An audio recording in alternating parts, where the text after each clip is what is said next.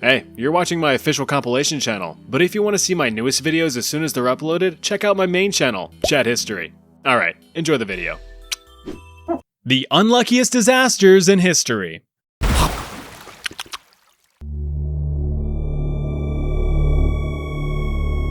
You ever have one of those awkward encounters in a grocery aisle where you face off against a stranger coming at you in a clash of cards? You gotta make a split decision on which way you're gonna go. You go one way, they go the same, so you switch it up, but they also switch it up, and it's just like, come on man, pick a frickin' side. You almost immediately remedy the situation and go about your ways, exchanging a glanceless slight chuckle, or a death stare depending on your personality type. But imagine this same situation with two giant fucking ships and zero visibility.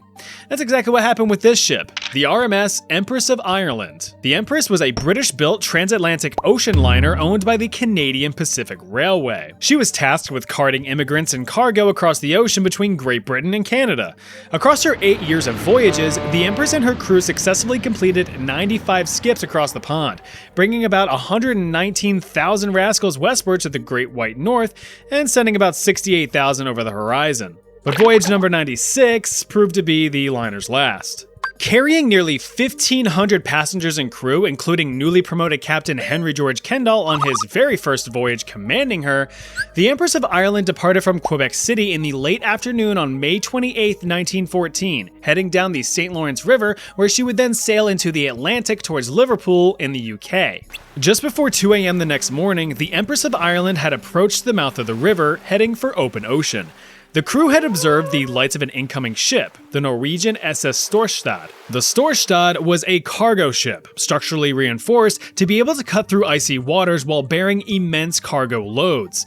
On this venture, the Storstad was hauling roughly 10,000 tons of coal. Although dark, the weather was perfectly clear, allowing each ship to spot the other a few miles off of their respective starboard sides. At their current headings, each ship looked like they would safely pass each other with a few miles of buffer. No problem. But then of course there was a problem.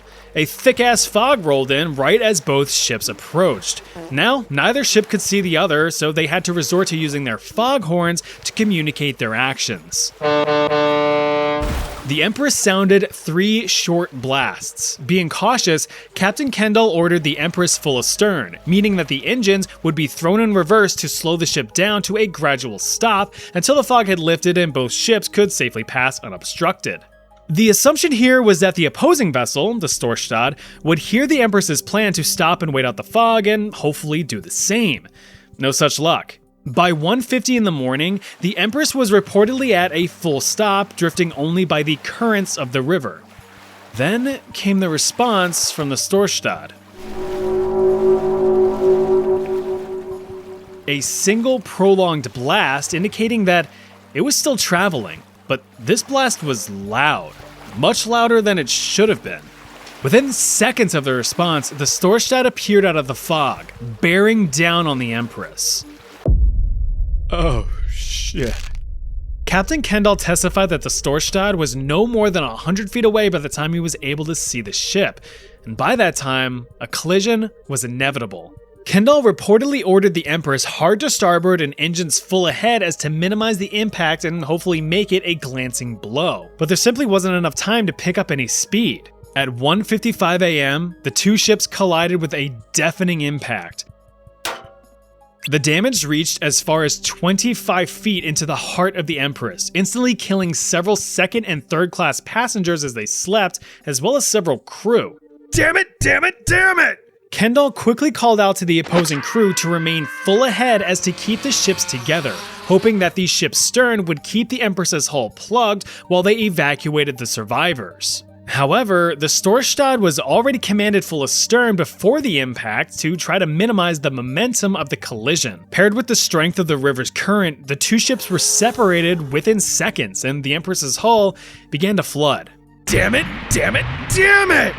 Despite attempts to prolong the sinking through the closure of watertight doors, the ocean liner sank in just 14 minutes flat, taking with it the souls of over 1,000 passengers and crew. Although its bow took a hell of a beating, the Storstad remained afloat and deployed lifeboats, rescuing roughly 200 from the frigid waters. After extensive investigations with both sides giving conflicting stories, blame was mostly put on the Storstad as it had deviated from its original heading after the fog had rolled in, reportedly due to a misinterpretation of the actions of the Empress. According to their testimony, the crew of the Storstad believed that the Empress was turning towards them, as to pass port to port rather than the original starboard to starboard. This explains the Storstad's bizarre decision to turn starboard right into the Empress's path, ultimately leading to the collision. To add insult to injury, the fog that started the whole debacle had lifted just a few minutes after impact. Could have just waited it out. If there was ever a prime example of being in the wrong place at the wrong time, it would be at Lake Nyos in Cameroon, Africa on August 21st, 1986. That explosion right there was a limnic eruption, also called a lake overturn. Let's take a look at what that really means. Towards the bottom of Lake Nyos is a high concentration of carbon dioxide being farted out from heavy volcanic activity deep below the lake bed. With depths reaching as far as 680 feet down, the substantial pressure at the bottom of the lake dissolves the majority of the released CO2 into the surrounding water. This creates a gradient along the depth of the lake, with deeper waters being rich in carbon dioxide and surface waters being more rich in oxygen. It's a very delicate equilibrium which, if thrown off balance, can have catastrophic results. And as you can imagine, this is exactly what happened. Now, scientists haven't exactly agreed on what kickstarted this chain of events. Prevailing theories have ranged from earthquakes to landslides to even really no outside influence whatsoever. But what is known is that the entire system was momentarily disrupted, causing a massive volume of CO2-enriched water to rise to the higher, less pressurized zones of the lake. With less pressure, enormous volumes of the dissolved CO2 effervesced out of the water in a runaway reaction. And there's the word of the day for you. Effervescence. No, it's not that Bring Me to Life band, it's when dissolved gas rapidly escapes out of a liquid solution, usually by a catalytic pressure differential. You know, like when you pop open a soda bottle and you see all the bubbles start fizzing? That's effervescence. Basically the same thing was happening here, except with the case of Lake Nyos, it was magnitudes worse. At 9:30 at night on August 21st, 1986, it's estimated that as much as 300,000 tons of carbon dioxide, along with various volcanic gases like sulfur dioxide and hydrogen sulfide, erupted from the depths of Lake Nyos. The sudden, extreme displacement of water caused the level of the lake to drop by about 4 feet, and the force of the explosion completely leveled the trees in the surrounding area. The now escaped dense gas quickly formed a thick fog that crept along the surface of the water and spilled down the hillside. Unluckily, of course, right towards populated villages. The fog reportedly swept across the landscape with speeds upwards of 30 miles an hour. It was an unstoppable beast. The first village in its path was Lower Nyos. As the cloud consumed the village, residents lost consciousness within seconds. Many were suffocated in their sleep, while others collapsed where they stood before any sense of what was even happening. Okay, what am I? Dead? Within minutes, Lower Nyos suffered a catastrophic 98% fatality rate. Of approximately 1,200 villagers, only a handful survived simply because they were on slightly higher ground. Guys? Next to be engulfed was Subam, which suffered a 50% fatality rate, followed by the 45% fatality rate in the village of Cha. The gas cloud had reached as far as 15 miles from the lake before dissipating. In its wake, it left the bodies of not only 1,700 villagers, but 3,500 livestock as well as countless birds and insects. The entire region was cast into an eerie silence, where you would usually hear the chirps and chitters of nature. Now there was nothing. Any survivors stood amidst an inexplicable sea of death, unable to do anything about it. Since the disaster, preventative measures have been put in place to avoid history repeating itself. In 2001, a permanent degassing pipe was installed, allowing a controlled release of CO2 from the bed of the lake to the surface, with 2 additional pipes being installed in 2011. As of 2019, it's been determined that the degassing process is in steady state and successfully self-sustaining, requiring no external power, meaning that it can continue on in perpetuity under current conditions. At least there's some good news of this story.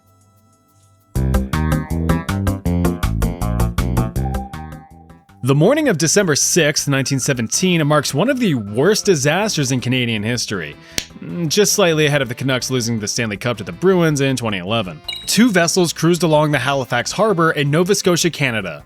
On one side, you had the SS Emo, a Norwegian merchant steamship tasked with transporting relief supplies to Belgium amidst the events of World War I. Schwanging on over to the other side, you have the SS Mont Blanc, a French cargo steamship tasked with carrying about 3,000 tons of war explosives. The captain of the Mont Blanc, commanding basically a giant floating bomb, was eager for things to go nice and smooth. Sit back, chill, admire the sights of a nice and unexploded city.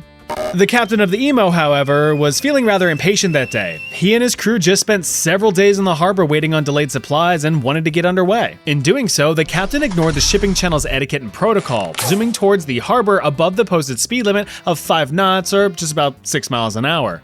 Yeah, it was a real speed demon, that one. Being in such a hurry, the impatient Norwegian butthole propelled himself right in the path of a small vessel entering the harbor. He was able to dodge the dinghy, only to immediately counter a second, larger vessel, which forced the captain to dip out of the way towards the opposite side of the harbor. Coincidentally entering that same side of the harbor was the SS Mont Blanc. But this was one Emo that just wouldn't be cutting across a third time. Oh, get out the fucking way, God! The two ships were set to collide, and both crews frantically demanded the other to move aside. With no time to spare, both ships halted their engines, and the Mont Blanc turned port side to avoid impact. But at the same moment, the Emo slammed its engines in reverse, causing the bow of the ship to drift starboard, ramming its tip right into the delicate Mont Blanc.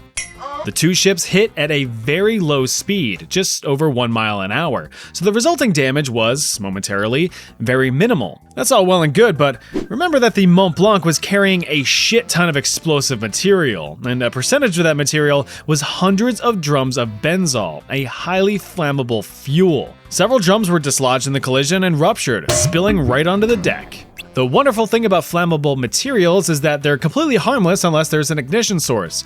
Like a spark of some kind. Yeah, like those. As the ships began to drift apart, some metal-on-metal friction did exactly what you'd expect. Sparks flew and landed on the puddles of fuel. The crew aboard the Mont Blanc knew what was about to happen and quickly abandoned ship, frantically swimming to shore and warning any nearby residents to run for their freaking lives. But if you know anything about humans, it's that we're often drawn to catastrophe. I want to touch it. If you see some shit going down and you feel that you're out of harm's way, you're gonna be cracking open a beer with the boys and watching it all unfold. C'est un beau fou? The real kicker here, though, is that none of these people were out of harm's way, as they would soon find out. The blazing Mont Blanc ominously drifted towards the shores of the town of Halifax. At 9:04 a.m., all hell broke loose. The hull of the Mont Blanc blew its load, creating the largest human-made explosion in history up to that point. Everything within a 1.5 mile radius was instantly Exodia obliterated. Large heaps of burning shrapnel tore through the surrounding area, whole buildings were completely deleted, a tsunami ripped ships from the water and tossed them about like toys.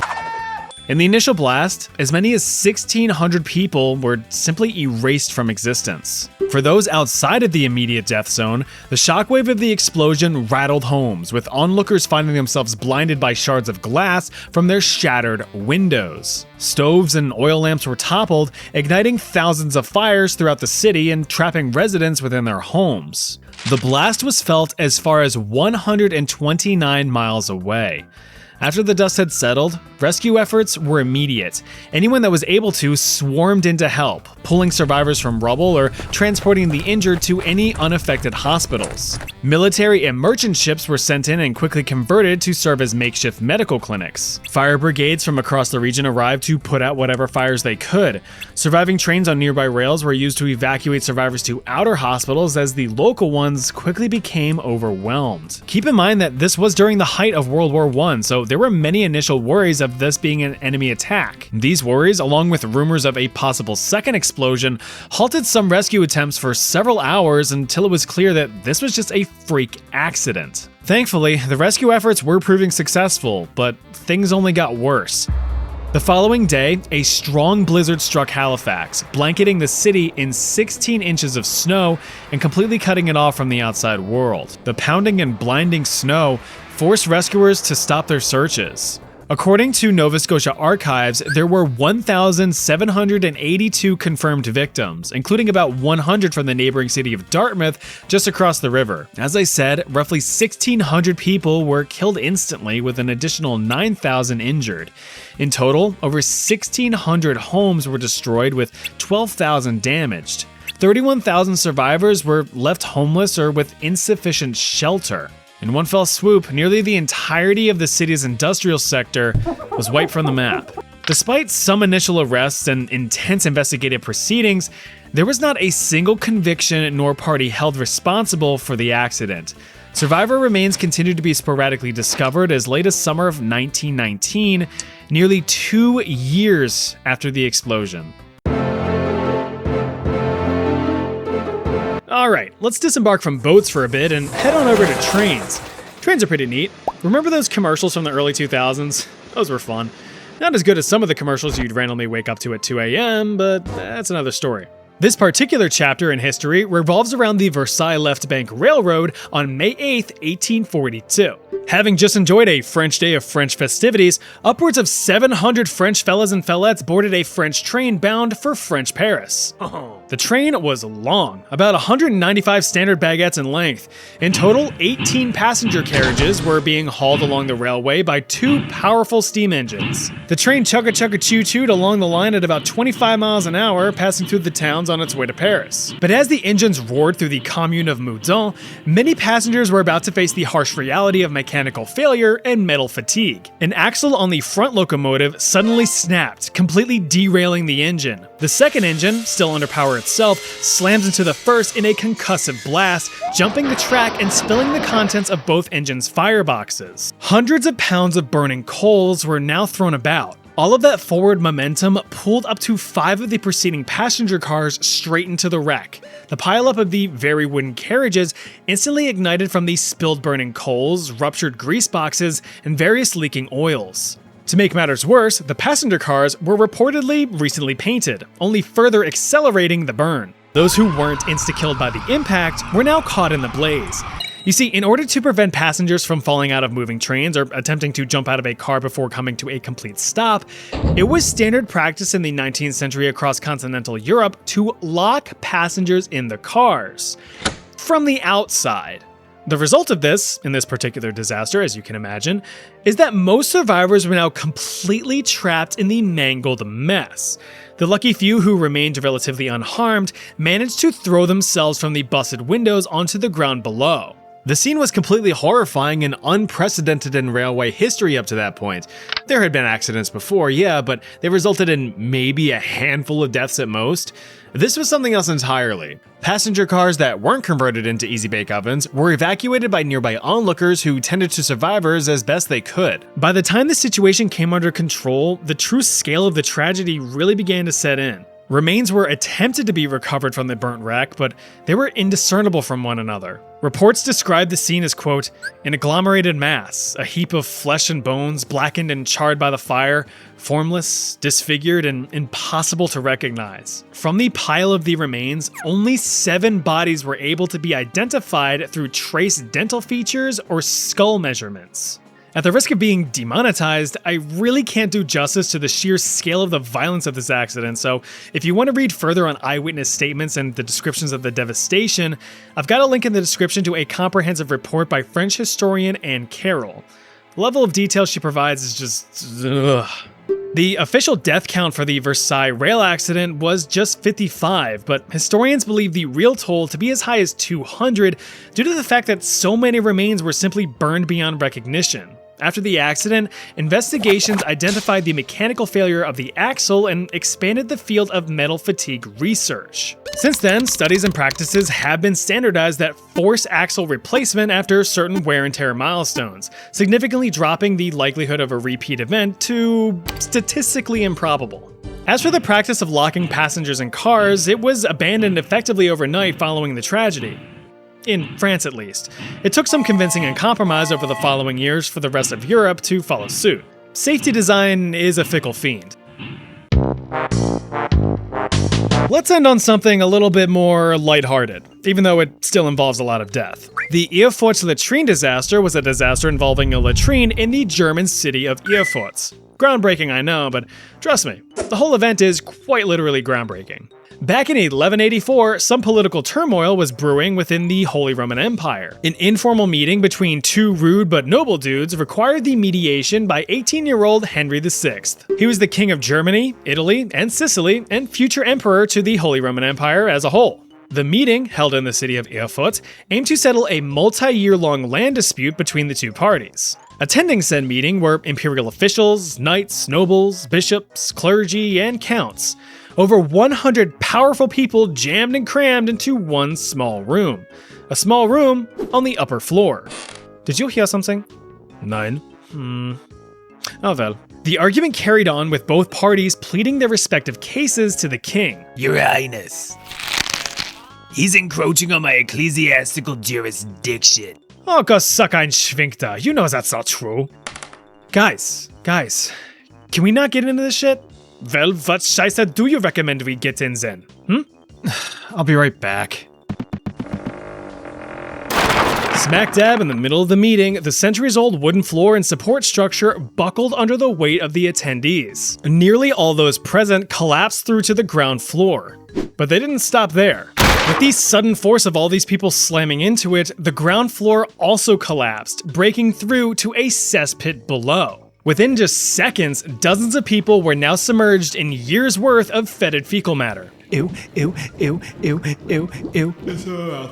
Oh god, it's OL. Many were knocked unconscious from the fall and drowned in the waste, while others had suffocated under the harsh methane fumes. Some managed to be saved from the slop, but according to historical records, it's believed that at least 60 people died from the collapse and subsequent poopy plunge. Some historians do believe it may have been more, as only those of high rank were named and accounted for, so it's speculated that lower ranking or less notable figures like servants and such were simply not recorded after suffering their duty drowning. In a stroke of good luck, the king remained unharmed as he was positioned on a reinforced part of the upper floor. What'd you do? While there were no overwhelming political consequences, it was a pretty big shock to German aristocracy for a time, eventually becoming a big brown skid mark in German history. Stupid deadly trends in history. So social trends are a thing. Whether it's collecting the latest useless collectible or partaking in the how many dehydrated baby carrots can you shove into your butthole challenge, there's no avenue that humanity won't venture in order to fulfill our lives with something to ooh and ah at. And it's been that way since the dawn of man. Take, for instance, flagpole sitting. It's exactly as boring as it sounds, but for the dopamine-deprived people of yore, this was the bee's knees. The practice of posteriors perpetually planted on pillars and poles was prevalent as far back as the 5th century. Back then, a bunch of Christian dudes called stylites would make it their mission to live atop tall pillars, with the term stylites deriving from the Greek stylos, quite literally meaning pillar or column. Now, this wasn't for social entertainment, but rather for the salvation of their soul. Perhaps history's most well-known stylite was Simeon the Stylite. He believed that by living all uncomfy and uncozy atop his tall little pillar palace in Syria, with minimal sustenance and constant exposure to the elements, he would essentially cast away his mortal self. All that remains would be his immortal soul, ready for a first-class ticket to the heavens beyond. Because I guess God loves watching his creations mercilessly punish themselves for good boy points. According to some historical sources, Simeon remained perched on his pillar for as long as 42 years until his death. A real commitment to the bit. Fast forward tens of billions of seconds into the future, and the practice of pole sitting made a comeback in the 1920s and 30s in the United States. Only this time, it was to draw a crowd. Like any trend, it all began with one person. This person, semi-professional stuntman Alvin Kelly. Reportedly the result of a friendly dare, Kelly's first publicized climb was in 1924, where he sat for several hours outside a department store in Philadelphia, Pennsylvania. Excuse me, what's with that guy up there? Buy a coat, buy some slacks, don't forget to buy a hat. He's no one. Welcome to the story. Enjoy yourself. Hey, come on, get down from there. No. I'm not gonna ask again. Ooh, what are you gonna do? Come up here and make me? Yeah, Yeah, that's what I thought. Hey, guess what? what? Kelly's successful marketing campaign actually bloomed into a career. He would use his questionable talent to promote things like movie premieres or sporting events, but eventually became the main spectacle himself, touring 28 cities across the country where people actually bought tickets to watch dudes sit atop a pole for hours on end. Do a flip. His personal best was a cheek-numbing 49 days in Atlantic City, New Jersey. All of this fame and attention paved the way for others to take up the trend, from amateur backyard enthusiasts like Little Lenny here to full-time professional pole sitters like your mom. But of course, nothing lasts forever. The fad began dying out when several people started to die off thanks to that great big depression that happened in the 1930s. It's hard to laugh at someone struggling and starving on a pole 200 feet in the air when you're struggling and starving at ground level. By its very nature, the stunt of pole sitting was extremely dangerous. You had to balance yourself properly through sleep deprivation, harsh weather, and lack of nutrition. One slip or overcorrection was enough to convert all of your potential energy into kinetic energy as you gave onlookers a direct demonstration of gravitational acceleration. Well, there he goes. There was at least one verifiable death directly related to the act. Granted, this was decades later in the 1970s. The unlucky fella who took the fall was 72-year-old professional poler Richard Blandy. Dear old Dick spent a record-breaking 125 days atop a pole in Stockholm, Sweden just 9 years prior, surviving mostly on whiskey and 3 packs of cigarettes a day, or as I like to call it, the stepdad special. Then things hit a wall for Richard, or in this case, the ground. In 1974, while finishing up a 4-day promotional sitting at Dixie Square Mall in Harvey, Illinois, a trailer accidentally reversed into his tower, causing it to collapse and Richard to plummet to his death. Remember, the higher the heights you reach, the longer the fall from the top. Despite the fancy-sounding name, you're probably familiar with this one. Venetian ceruse was a specific type of cosmetic concoction used throughout the 16th century in Europe. The main purpose of this product was to lighten the complexion of many a fine fella or fellette. It also served to cover up blemishes and give a refined, flawless look. Since most of my guys are drawn as white as a cheese and mayonnaise sandwich, we need to travel back in time.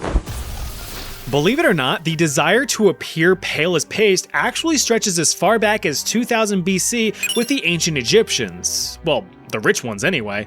You see, getting all tanned and toned under the hot sun all day was a sign that you were a filthy, hard-working poor. Not wanting to look like they partook in any labor, Egyptian nobles slapped lead-based powder all over their faces to get that DoorDash enthusiast look. You know, the look of royalty.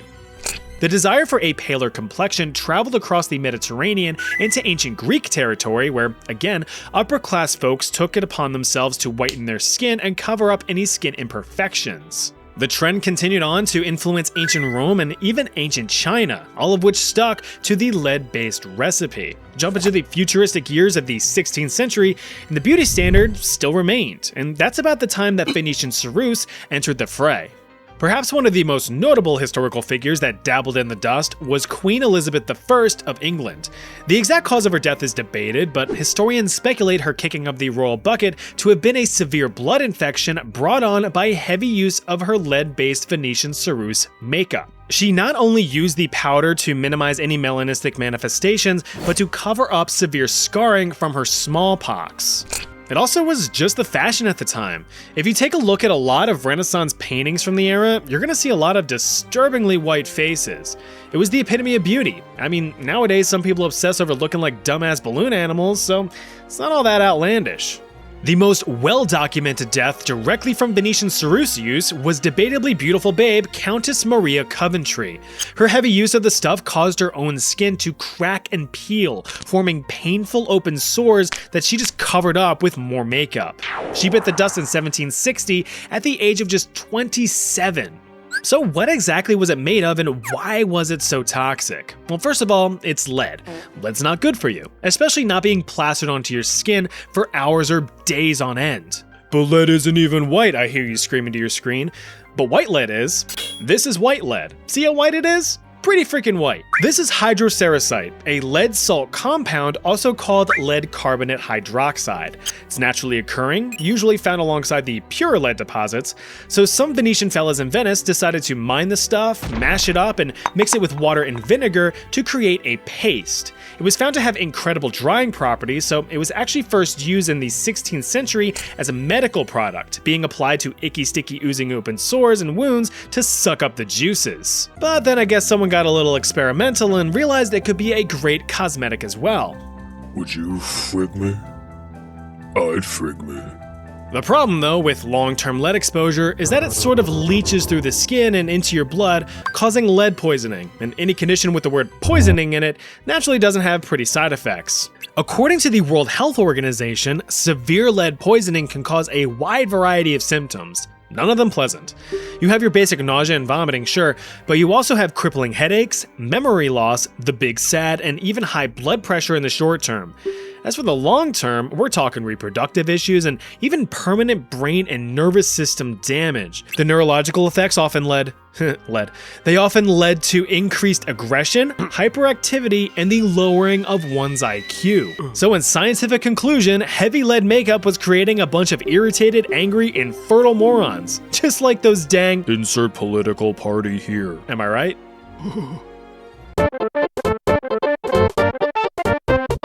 Humans have been nodding their noggins and tapping their toes ever since first discovering a beat. And the act of rocking out usually lasts for several songs, which is normal, but how would you feel about dancing for days on end? Well, it happened. Dance marathons were all the rage back in the 1920s in the United States, but Americans actually have the British to thank for that. In February of 1923, professional dance couple Ollie and Edgar took it upon themselves to cut a British rug for 7 hours straight. This was something that, historically speaking, had never really been done before, and it caught some national attention.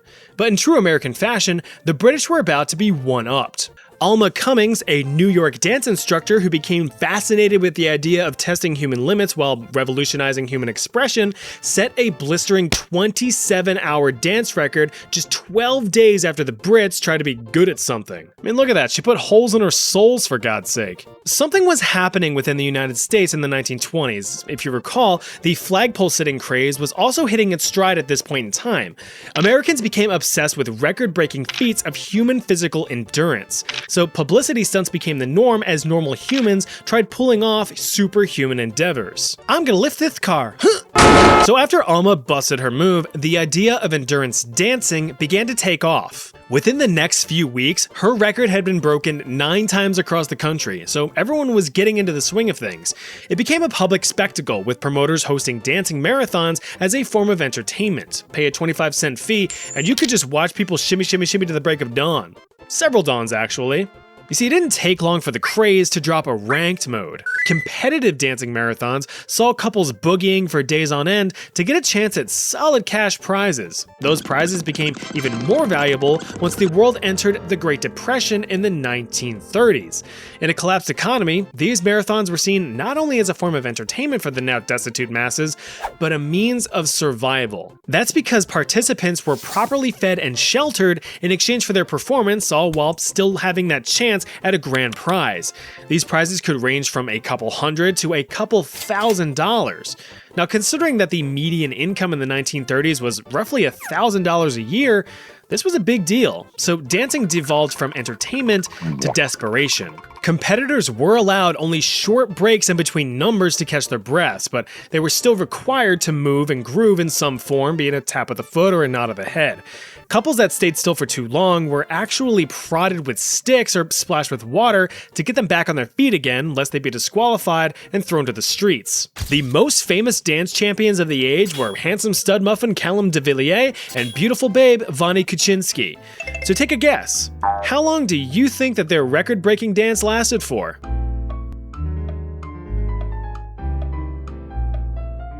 Time's up. The answer was a heel evaporating 157 consecutive days, over 5 months of throwing down on the dance floor. Their prize, $1,000, almost $25,000 in today's money. To no surprise, these endurance events were not without consequence.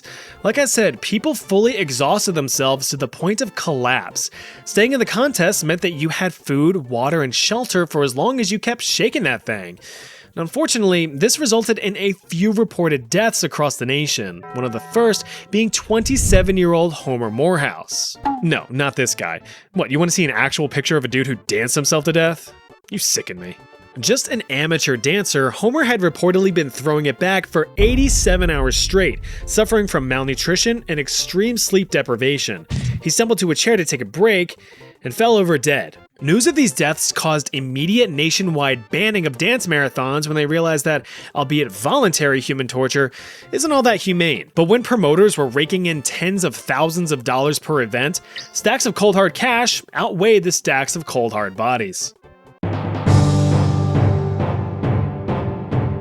Hold on to your piggies, cause this one's gonna cause some toes to curl. As a warning, there will be some gross feet pics somewhere in this section. Now if you'll forgive my attempt at Chinese pronunciation, we'll get right into it. The practice of foot binding, or chansu, dates all the way back to the Imperial China days, with scholars failing to fully agree on any one origin story. Some claim the practice to have existed in the 6th century, but most point towards the 10th century under the Tang Dynasty. It is believed that a concubine of unsurpassed beauty was the first to bind her feet, though of course, not by choice. Lumpy Dumpling Emperor Li Yu commanded the aforementioned concubine Yao Nyang to wrap her feet in white silk to resemble the crescent moon. She then performed a fancy dance atop a golden lotus statue. The emperor stood in awe at the grace and elegance of the woman's dance, so naturally other women of status wanted to imitate it.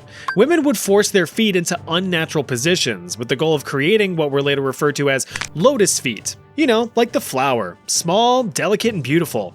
The teeny tiny tootsies were reportedly highly desirable, as Chinese men thought that this shit was undeniably sexy. Now, some historians believe that the real reason was a bit more selfish.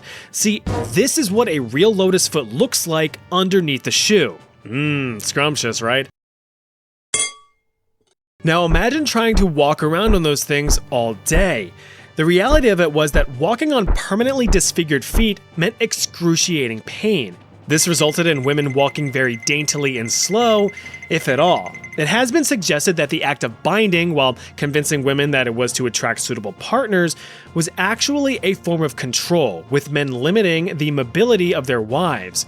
This would, in a sense, bind them to their homes just as their feet were bound to their shoes.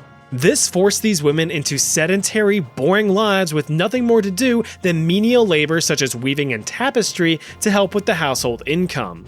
Alright, but just how crunched in were them things, you may be asking yourself? And the answer is pretty friggin' crunched. Ideally, the foot was to be no longer than 4 inches or 10 centimeters in length. Ironically, the whole process was no small feat. Over the course of several months or even years, the toes would be repeatedly broken and tightly tucked under the sole, with the entire foot folded downward to achieve the desired effect. Unfortunately, it's a sad reality that innumerable Chinese women faced across the centuries. Well, no, actually, it wasn't just grown women, but young girls too. I'm talking as young as just 4 or 5 years old. Gotta fold and mold them feet while they're still growing. You ever go on the Living with the Land ride at Disney's Epcot and see the neat Mickey-shaped pumpkins growing? It's the same principle, but with human feet. The binding of youthful feet was not only practical from a physical standpoint, but a disciplinary one as well. It trained young girls to realize that life is pain, as well as the importance of abiding by societal rules and customs. This practice persisted from the 10th century all the way up to the 19th century. By then, it's estimated that nearly half of all Chinese women had their feet bound to some degree. If it wasn't obvious, all that cracking and crunching of the feet didn't exactly come with health benefits. The forced deformation commonly resulted in ulcerations, nasty sores resulting from the cracking open of skin, which were very difficult to treat properly. These led to deadly bacterial infections and gangrene, sometimes requiring the full amputation of the affected foot. Refuse to cut off one foot and you can end up 6 underground.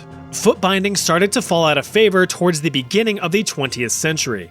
By this time, mass-produced textiles began taking over, leaving the perpetually working from home women to be out of a job. So they finally put their foot down. After exhaustive women's rights campaigns, the Chinese government took a step in the right direction by formally banning binding in 1949. Now, when you've got something that's beyond repair, do you ever just make the decision to break it a bit more to give it that sense of finality? Maybe just hucking a busted light bulb into a garbage can to hear a satisfying shatter? I have a deep garbage can. Well, gosh damn it, they did the same thing to full-size locomotives back in the day. Yep, if you had yourself a free afternoon and some spare change, you could waddle your britches on down to an isolated part of the plains to witness yourself a genuine high-speed train crash. But why? Because it looked cool. Come on, I know that when you cruise on down the freeway and notice a wreck on the side of the road, you're gonna be whipping your big dumb head around to see the extent of the damage. We all do it, that's why we have traffic.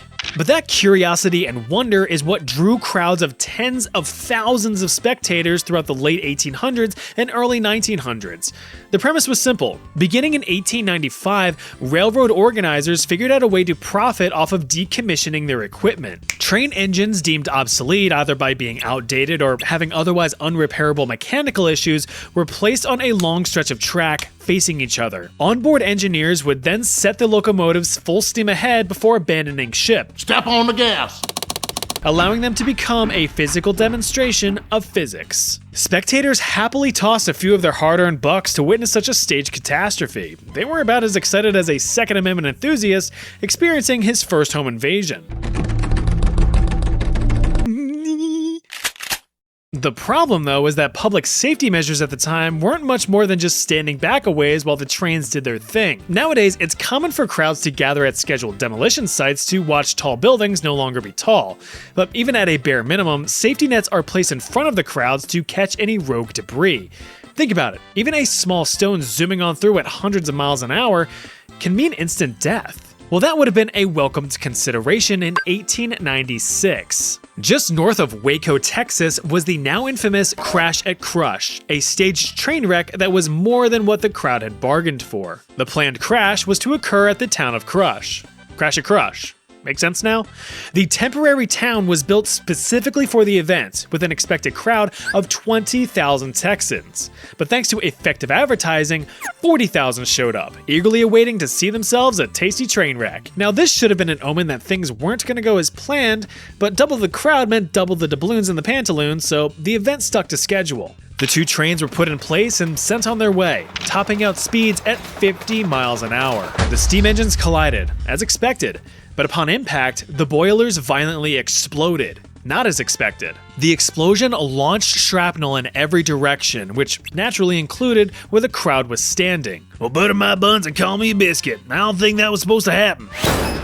You know what? I think you're right. In addition to dozens of Southern fellas sustaining some bumps and bruises from flying hunks of metal, at least 2 Texans unfortunately yeed their last haw. But surprisingly, the crowd didn't flee. Instead, they ran towards the wreckage to assess the damage and grab themselves a souvenir from the pile of twisted metal. After all, they did pay to see a wreck, so they were gonna get their money's worth. Despite the widespread report of the tragedy, the public didn't seem to care. In fact, these stunts only got more and more popular. Events kept chugging along well into the 1930s when the trend finally crashed and burned. Hold your breath, you're getting flushed back into the times of the Aztec Empire, a Mesoamerican civilization renowned for its vehemently violent and vicious nature. Or at least that's how history remembers it, and you're about to find yourself in the heart of it all. You've surfaced right outside of the capital city. Think you could survive? Well, they didn't, so maybe you could. Let's find out. Welcome to Tenochtitlan.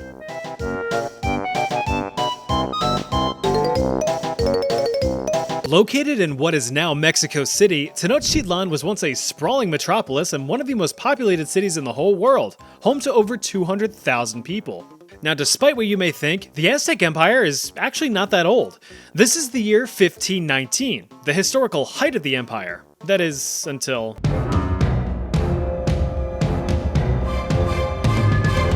But anyway, you begin kicking your little arms and leggies to get to shore, assuming you can swim. After all, Tenochtitlan was built on a huge friggin' lake. Lake Texcoco to be precise. Why? Because religion makes you do illogical things. You see, way back around 1325, the Aztec people, who actually called themselves the Mexica, were tasked by their patron god Huitzilopochtli to find a promised land upon which to build a brand spanking new city. Huitzilopochtli apparently appeared in a priest dream to deliver a divine prophecy with his soothing, ethereal voice.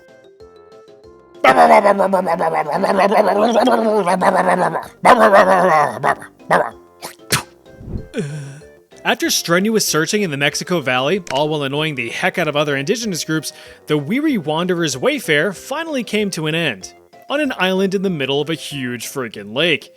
Since this was not prime real estate in the slightest, many of the surrounding Mesoamerican civilizations who already disliked the aggressive, violent, and invasive Mexica allowed them to stake their claim without protest, as building buildings on a lake was a fool's errand. Nonetheless, Tenochtitlan was built from the soggy ground up. Over the span of the next 100 years, the city had flourished into a central hub of trading, education, and innovation. At least for its inhabitants. You see, decade after decade, the Mexica terrorized the surrounding lands, embarking on brutal and bloody conquests. These invasions established and expanded the Aztec Empire across roughly 80,000 square miles, beginning in 1428 all the way up to 1519. And here you are, so you better get to surviving. You can start by lifting your sopping self out of the saline water and flopping on a dry land. But wouldn't you know it, the jig's already up as you've been spotted by a local farmer. And unless you've got some heavy Mesoamerican blood pumping through your veins, they're gonna think you look weird, meaning that they'll be cautious. Sure, you could probably take out anyone in a 100-mile radius with a comedically timed sneeze, but you're not here to rewrite history. Just suffer through it. That being the case, you attempt to speak with the locals using your superb linguistics knowledge. Por favor, manténgase alejado de las puertas.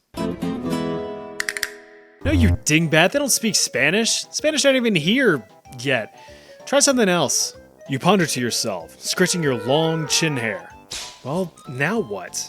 You're exactly right. The Mexica had their own language called now what? See the little TL at the end there? It sounds like a just a little right in the kind of like in this word. You've probably been saying this as axolotl or ajolote from my Spanish speakers, but it actually comes from the Nahuatl language, so it would be correctly pronounced as axolotl. Be sure to drop that tidbit of knowledge into group chat so your friends can start a new one without you. Anyway, only about 1.5 million people today can even speak Nahuatl, and I'm willing to bet that you're not one of them. So if I were you, I'd about asho-lit my pants because you're an outsider, and this is the part where you get taken captive. Or worse. If you are taken alive, you'd certainly wish that you weren't, but at least on the way to your doom, you'd be able to get a glimpse into the wonders that Tenochtitlan had to offer. Surprise, surprise, another civilization, another hierarchy system. The social structure of the Aztec Empire is often debated, but it can be boiled down to your vanilla upper, middle, and lower classes. The big guy at the top is called the Tlatoani, or Supreme Emperor. The upper class, of course, is all your rich folk, your priests, your warriors, and your nobles.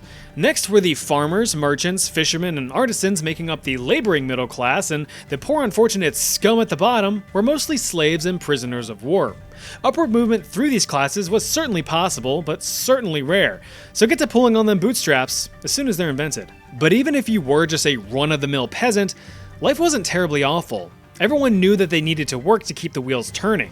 Men tended to the farms, women tended to the homes, and the kids tended to their studies.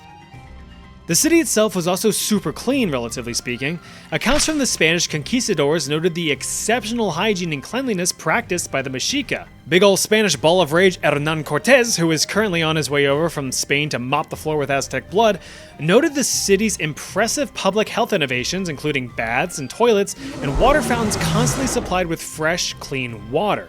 There were even public servants scrubbing everything down on a daily basis. Waste was burned or recycled, and everyone's doo-doo feces fertilized the farms. That's good corn. Since personal hygiene was so ingrained in daily life, widespread disease was not an immediate threat. Yet, as long as there were no floods, droughts, volcanic eruptions, or earthquakes, life was pretty solid. The invention of sustainable, fertile floating farms called chinampas meant that food supply was fairly reliable. The local diet mainly consisted of vegetables or fruits. There's plenty of beans, greens, potatoes, tomatoes, there's corn if you're torn, a fish if you wish, or dry out some turkey for a jerky dish. You've got deer, duck, lizards, and dogs, but no cows, chickens, goats, or hogs. Grasshoppers, worms, larvae, or ants, all packed with protein, so give them a chance. There's lots of food just begging to be cooked, and no, there's no Chipotle out here. Trust me, I've looked. Alright, enough rhyming. Now you have to keep in mind that this sweet lifestyle was only within the city limits of Tenochtitlan. The Aztec Empire itself was huge, and at its height in 1519, the entire empire ruled over 500 city-states and about 6 million people. While the Mexica were the head honchos around these parts, the empire as a whole was actually a triple alliance of 3 main cities: Tenochtitlan, Texcoco, and Tlacopan. But Tenochtitlan was the dominant power. Why? It's simple: fear. The Mexica were terrifyingly brutal and militaristic. Tenochtitlan was the promised land, remember, so they're gonna fight tooth and nail to defend what the gods have declared to be their home. So let's talk military. If you're going to be the main powerhouse of an empire and want to keep that empire from crumbling, you'd best believe that you need people who know how to fight. Surprisingly, Tenochtitlan itself had no standing professional military, so every male needed to be ready for a call to arms at a moment's notice in the event that a neighboring city starts getting all sassy. All male citizens in Tenochtitlan, regardless of class status, were required to go through rigorous warrior training at the age of 15. Intense daily exercise drills, marching formations, and weapon masteries were always on the menu. If you wanted to stab someone from a comfortable distance, you could always launch some arrows or huck a javelin. Close quarters combats called for clubs, spears, or this monstrosity, the maquawitl. This was a wooden paddle adorned with razor-sharp obsidian stones, capable of ripping flesh from bone in a single swing. Its clever design allowed for 2 modes of operation: cutting if they were bad, and spanking if they were naughty. Although certainly capable of inflicting a crap ton of pain, the purpose of these weapons was not to necessarily kill, but to incapacitate. You see, the Mexica actually preferred to capture enemy warriors alive, for reasons we'll cut into later. But perhaps one of the most effective weapons for the Mexica was intimidation. The Mexica wore extravagant, colorful clothing designed to represent ferocious animals such as eagles, jaguars, and serpents. Sometimes full-on animal skins were used too, so imagine getting charged up by a screaming, hulked-out maniac dressed head to toe in jaguar skin. You'd just about invert yourself into a scared little raisin. So while Tenochtitlan had no standing army, it could call upon tens of thousands of trained soldiers at the drop of a hat. As a consequence of being conquered, all city-states within the Aztec Empire were forced to pay tribute to the Mexica, allowing them to maintain the healthy and wealthy lifestyle that you see before you as you're paraded through the city as a filthy prisoner. Failure to pay tribute meant certain death, so these cities were quick to offer up the goods, but of course, they were not happy about it. But none of that concerns you. Instead, you've been sent to court for the crime of being a strange-looking weirdo. Now, this can go one of 2 ways. Captured prisoners in the Aztec Empire either faced slavery or were offered up as a heavy metal sacrifice to the gods, the latter of which being the highest honor. But let's start with... Believe it or not, being a slave under Aztec rule wasn't the worst because it wasn't really a system of oppression. Aztec slaves fell more into the category of indentured servitude instead of what we would think of as full-blown lifelong slavery. Slaves had basic rights, could marry freely, own land, and could even earn their freedom from their owners under the right conditions. I use the term owners here loosely, as they didn't outright own the person, just their labor. Owners were responsible for providing adequate food, shelter, and care for their slaves, and were even forbidden from mistreating them. And funny enough, if you could prove before a court that your owner was being a real asshat, you could most likely earn your freedom. If your owner was being extra dickish with verbal or physical lashings, they might even end up a slave themselves. Mexica criminal punishments went from 0 to 100 real quick. Victims of your petty crimes would have you provide financial compensation or you being enslaved to them to work off the debt. If you did something more serious, prepare to be publicly strangled or beaten to death with a big old stick or some rocks. If you were a real bad boy, you'd be promoted to sacrifice, all of which are pretty effective crime deterrents. But not all slaves were criminals or prisoners. In fact, some were even volunteers. Yeah, some citizens chose to become slaves in order to work off a debt. After that debt had been paid, the contract was complete and both parties went about their merry way, satisfied with the transaction. Remember that physical labor is backbreaking, but debt is crippling. As for work, slaves were mainly assigned to complete domestic chores by their owners. Scrub the walls. Scrub the halls. Scrub my balls? Now, of course, sometimes the involuntary slaves, such as yourself, weren't as willing to participate in paying off their debt to society. Since slave owners were not permitted to sell their slaves without said slave's consent, they were in a bind. So it was time to return the favor using a wooden collar. Not only was this collar one of shame, but also inconvenience. Besides looking completely humiliating, it also had a tactical purpose. You see, there was this strange rule that if a slave was able to flee, exit the city, and, I shit you not, step on a human turd, they could request freedom before a court. Ugh, you didn't clean your foot, did you? I did not. But since slave owners knew this silly rule, any slaves who were flight risks were given the collar, reducing their mobility in large crowds and doorways. I just want to go inside. You can also choose to no longer become a slave by marrying or having babies with your owner. But then you're back to square one. Any slaves who continued to be troublemakers for their owners were given 3 warnings before being eligible to be sold as a sacrifice to the temples, should their owner permit. And he just did. Oh, sucks to be you right now. You're about to become a... Welcome to the Hueyteocalli, also known as the Templo Mayor, the main temple in the heart of Tenochtitlan and the religious epicenter of many a sacrifice. It's also precisely where your heart is going to see sunlight for the first time in... ever. Religious societies can be pretty bloodthirsty. Just ask the Catholics. And the Mexica were no different. They firmly believed that their gods were fueled by blood offerings. For example, they believed that their patron sun god, Huitzilopochtli, required human blood to fight off the moon and stars at night to bring about a new day. So you can bet your beating chambers that blood flowed quite literally like there was no tomorrow. With over 200 different gods in the Aztec pantheon, it's quite a lot of mouths to feed. Harvested blood would be poured over statues of the gods while it was still fresh so they could get a little sip. Who's a hungry boy? You are.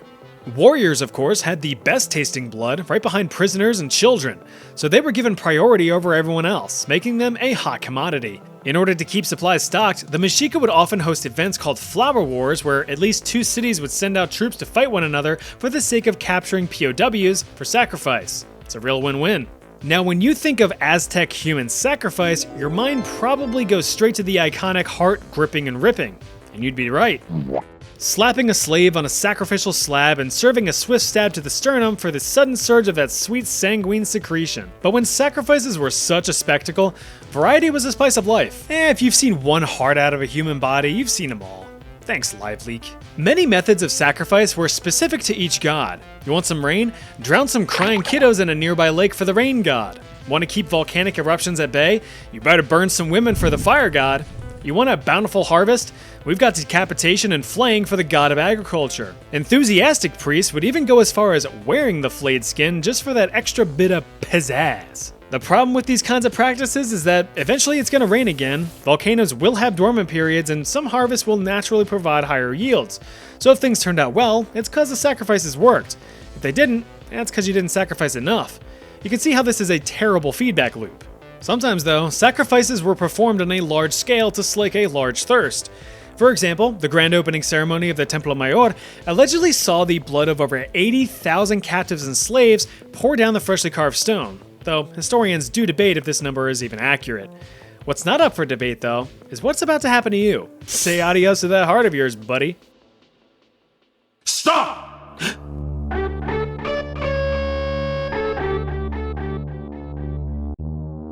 Cortez! Oh, am I glad to see you. Necesito ir the fuck home. Comprende?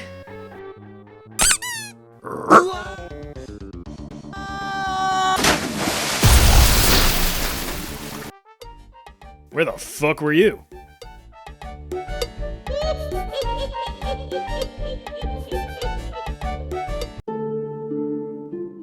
Imagine that you're a poor simple peasant farmer in the mid-14th century.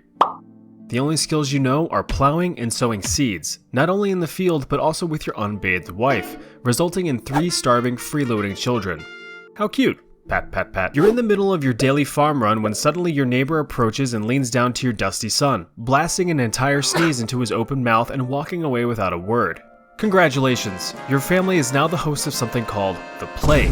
Little do you know, your entire life is about to change for the worse, or for the better depending on how much you actually care for your son. In the year 1346, a big storm was a-brewin' in the east. Residents of China, India, Turkey, and Palestine were feeling a bit under the weather. So far under the weather, in fact, that they ended up 6 feet under the ground. Because they died. Believed to have originated from Central Asia, the bacterial infection known today as the bubonic plague, or Black Plague, began spreading like the plague. Accelerating through heavily used trade routes, it did not take long to extend its reach. The infection was initially only transmitted through bites of fleas piggybacking off of rats. But you could also get it through direct contact with infected tissue, or by having a friendly neighbor sneeze into your mouth. The rapid spread and swiftness of death caused major panic. With mortality rates as high as 60%, people were seeing friends and family quickly evolve from being alive to not alive in a matter of a few days. Even though death was quick, getting there was not so pretty. A physician residing in Spain published his first-hand accounts of the effects of the plague on his fellow humans. For the sake of not sounding like an uncultured idiot, I will not attempt to pronounce his name, but here it is. However, I do know that these are two characters from the hit Disney film Aladdin. No, not that one. Yeah, the good one. Anyway, he states that an infection would begin with a rising fever that left patients disoriented and depressed. They would then go on to experience a plethora of excruciating symptoms that you usually hear about at the end of a prescription drug commercial.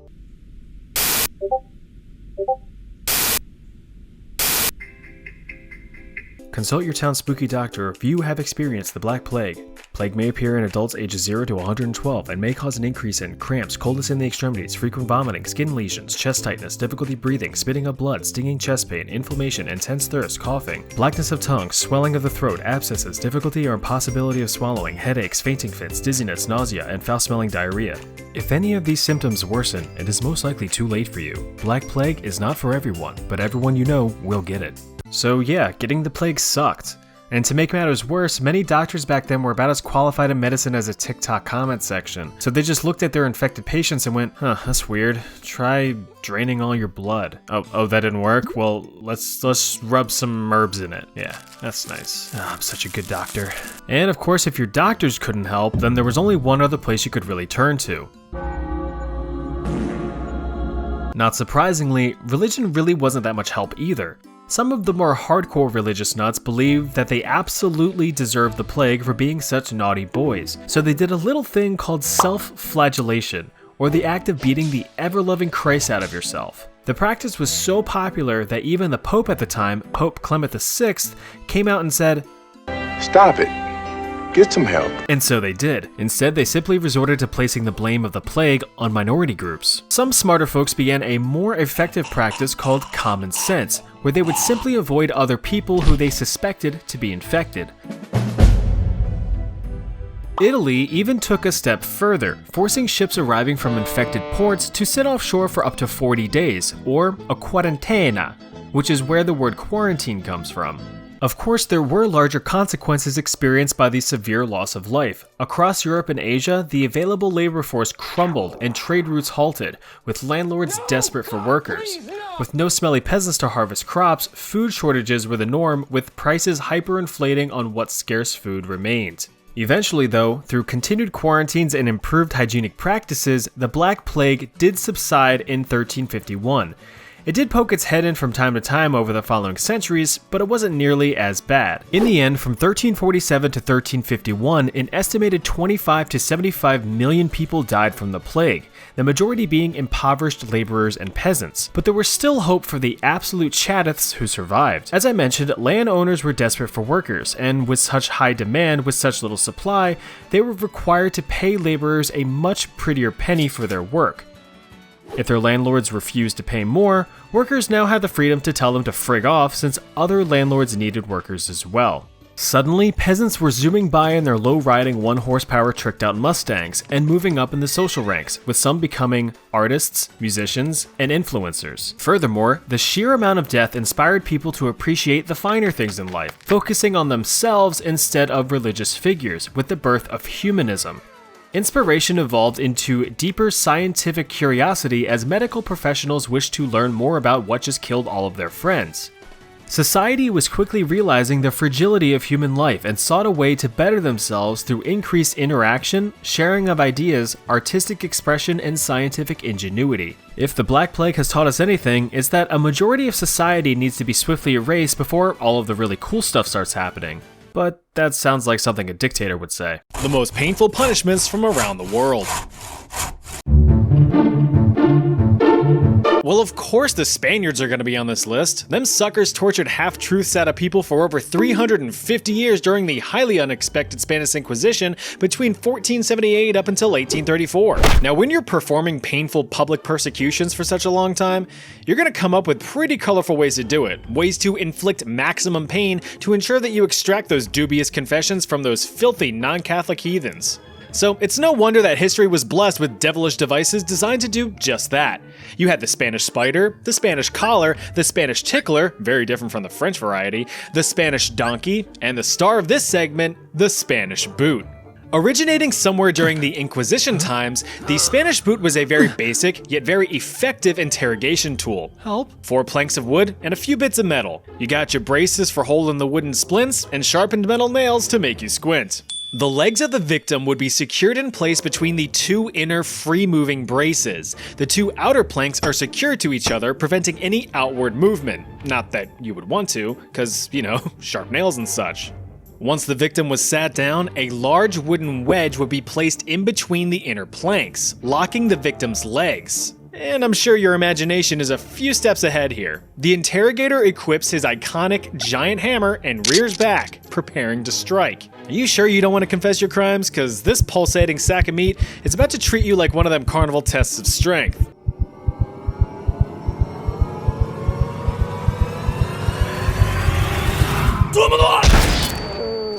With one swift blow from the hammer, the wedge drives the inner boards outwards, lacerating your legs, shattering your shins, and crushing your calves. The pain is pure agony. And that was only the first strike. Additional slams from the mallet reduce your legs down to something resembling burger meat. Remember when you could walk like 30 seconds ago? Yeah, me too. Now, despite the Iberian identity, there were many variations of the Spanish boot throughout history. The Scottish first dabbled in boot torture even before the Spanish, tightly binding victims' legs in saturated leather. The bindings would then be heated over an open fire, shrinking the leather and constricting the legs to the point of snapping bone. The French even got in on the action with their own version. The victim would be bound and gagged on a wooden chair with both feet placed in a single oversized iron boot.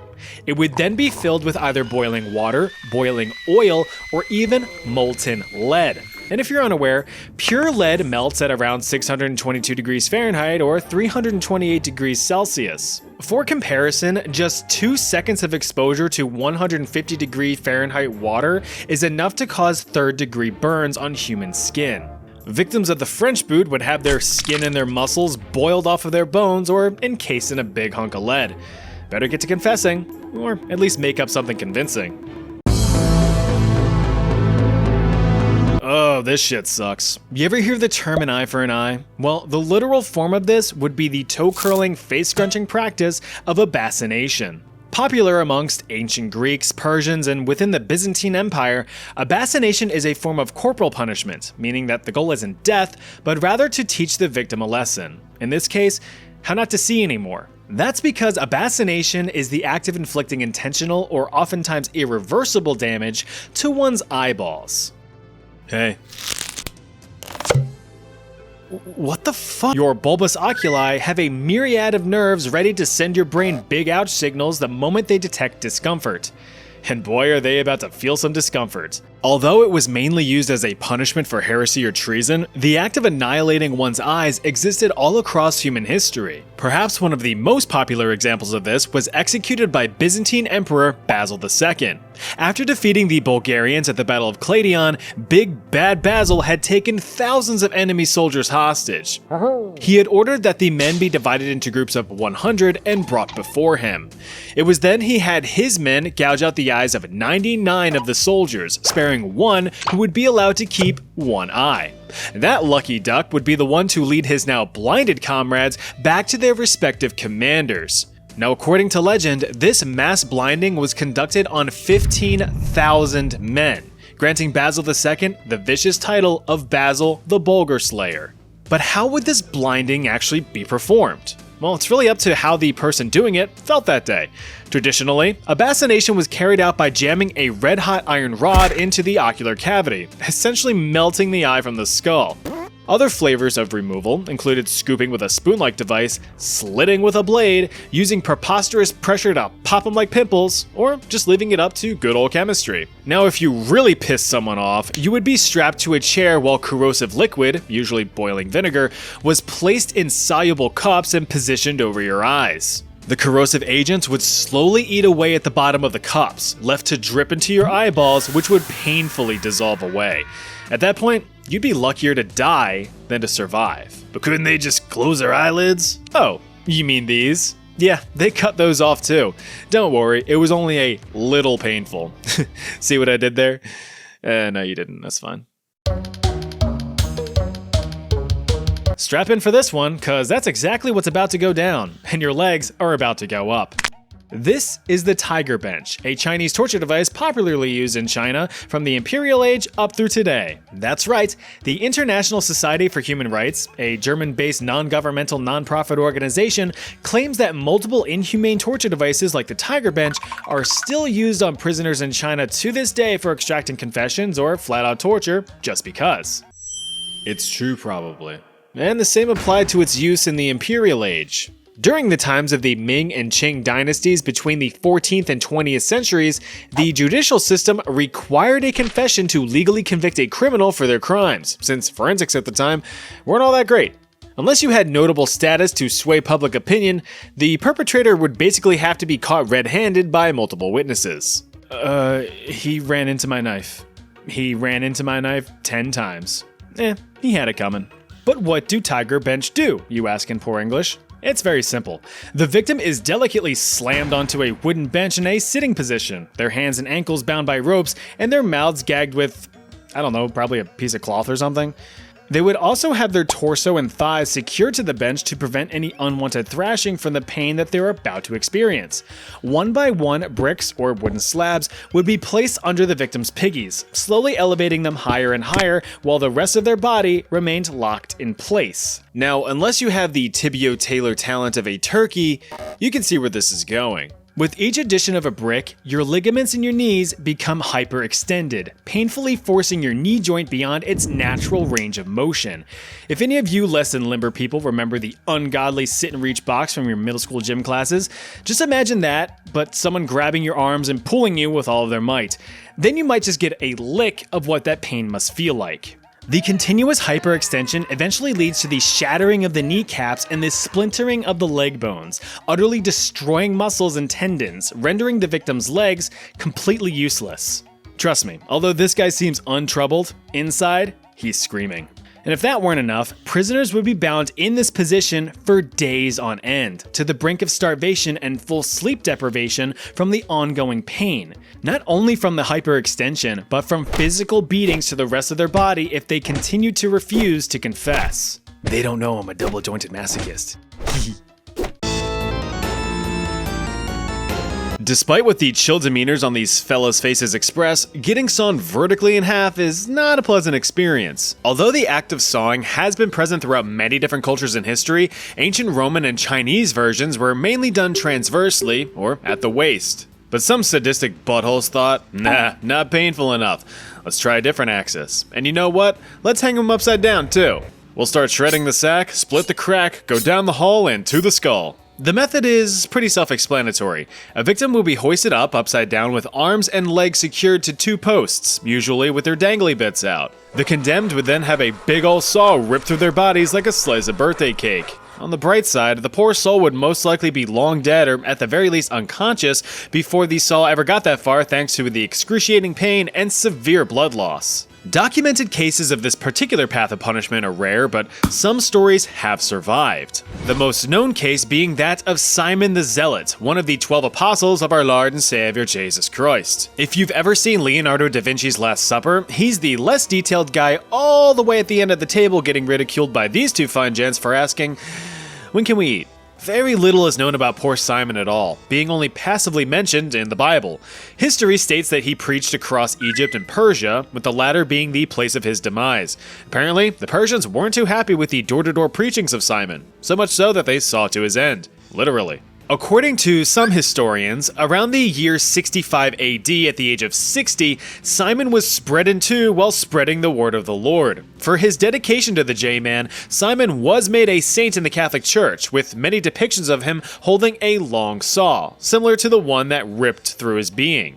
Ironically enough, he was also made the patron saint of tanners and sawyers, which really sucks. I mean, imagine the way you died being your eternal legacy. Like, oh damn guys, you hear that Peter got nailed by a 37 Nissan Altima last week? Better make him the patron saint of pedestrians. But hey, when you walk with Jesus, we're all jaywalkers. Oftentimes we find that nature is already well equipped with possible torture resources, and it doesn't even have to be something large or intimidating. Sometimes it's the small things that pack the biggest punch. Well, turns out that quite a few groups of people around the world took advantage of nature's blessings. Like this little guy. This is a Pseudomyrmex triplarinus, but you can call it a little ouch. This agonizing arthropod is a venomous species of ant most commonly found in the northern areas of South America. These ants contain a cytotoxic venom, which if you remember my little toxins rhyme from my worst jobs in history video, you'd know that cytotoxins cause extreme cellular damage and painful swelling, making it a perfect tool for devastating torture. For this section, we actually have a very modern use case. Back in 2014, a group of Bolivian villagers in the province of Ayopaya apprehended a pair of teenagers accused of stealing several motorcycles. Since the run-of-the-mill judicial penal system wasn't deemed effective enough, the villagers took matters into their own hands. The two upstanding criminals, aged 18 and 19, were strapped to a tree infested with venomous ants for 3 days. The young men writhed in pain for hours and hours on end, sustaining bites all over their bodies from head to toe. Chests were chomped, calves were crunched, nipples were nipped, and balls were bitten. It was only after being found by one of their sisters that the young men were freed from their pincer prison. Well, also after all of their relatives coughed up about $3,700 in cash as compensation for the bikes that were stolen. Gotta pay back your debt after all. Both men were rushed to intensive care, with one requiring dialysis to survive. But I bet they learned a valuable lesson. Don't take shit that doesn't belong to you. There have been other claims of ant torture throughout history, though, as a warning, these are more anecdotal than confirmed. It is said that the Apache people of the southern US and northern Mexico regions were capable of committing horrible acts of violence, but hey, when you're forced off your land, what are you gonna do? One such act was taking prisoners of war and burying them neck deep in the earth, allegedly near anthills containing red harvester ants. With a simple prod to the hill, thousands of ants pour out to defend their home, and being the nearest target, looks like you're the culprit. The red harvester ant latches onto your skin with its strong chad-like mandibles and proceeds to repeatedly stab you with its stinger. Once stung, pheromones are released, chemically signaling other ants to swarm you. Your lips, your mouth, your ears, and even your eyes are all susceptible to the stings. The intense pain from just a single sting has been described as feeling like being prodded by a searing hot needle, lasting up to 8 hours. So it goes without saying that thousands of those would really suck. But don't worry, it's well documented that around 500 stings would be enough to kill a human. You're probably getting all itchy just thinking about them things crawling all over you, aren't you? Well, now you are.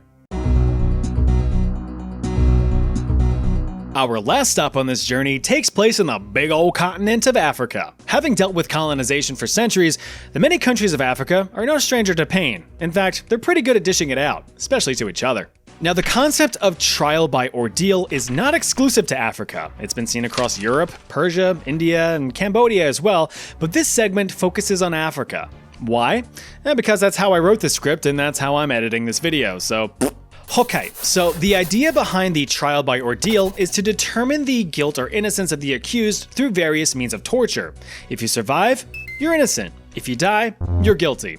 Not that it mattered anymore, but there were many different ordeals to be trialed through. These are gonna be a bit rapid fire, so stick with me. And speaking of which, the first one is the trial by fire.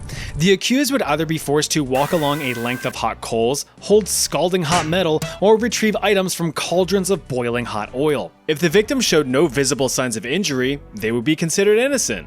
But that's just setting people up for failure. These examples of trial by fire have been historically documented across Togo, Nigeria, and Sudan. Next was the self-explanatory trial by poison. The accused would drink toxic concoctions consisting of various local poisons. In Liberia and Ghana, victims enduring the trial would be forced to ingest the bark of the sassywood tree. Alright, which one of you drank all the sassywood juice? I don't want to drink that stuff. Nope. Was it you? The bark of the sassywood tree contains erythroflein, a powerful poison that can fuck up your heart. But as long as you regurgitate that slop out of your system, you're right as rain, and considered innocent. Similarly, some prisoners in Sierra Leone or Nigeria would drink a solution made from the calabar bean which contains physostigmine, an acetylcholinesterase inhibitor. If you've never seen my chemical weapons video, this is just a fancy way of saying that it causes life-threatening seizures and a loss of your respiratory control, causing you to choke to death. One final trial would be the trial by water. Popular in pre-colonial Côte d'Ivoire, the accused would have their hands and feet bound and be tossed in the local river. Those who were able to break free of their bindings and swim to the surface were absolved of their crimes, while those who sank like stones were doomed to figuratively and literally drown in their guilt. Talk about washing away your sins. Embarrassing royal deaths. At just 6 years old, itty-bitty Jimmy II of Scotland was an excited little prince eager to one day inherit the throne from his dear old dad, King James I.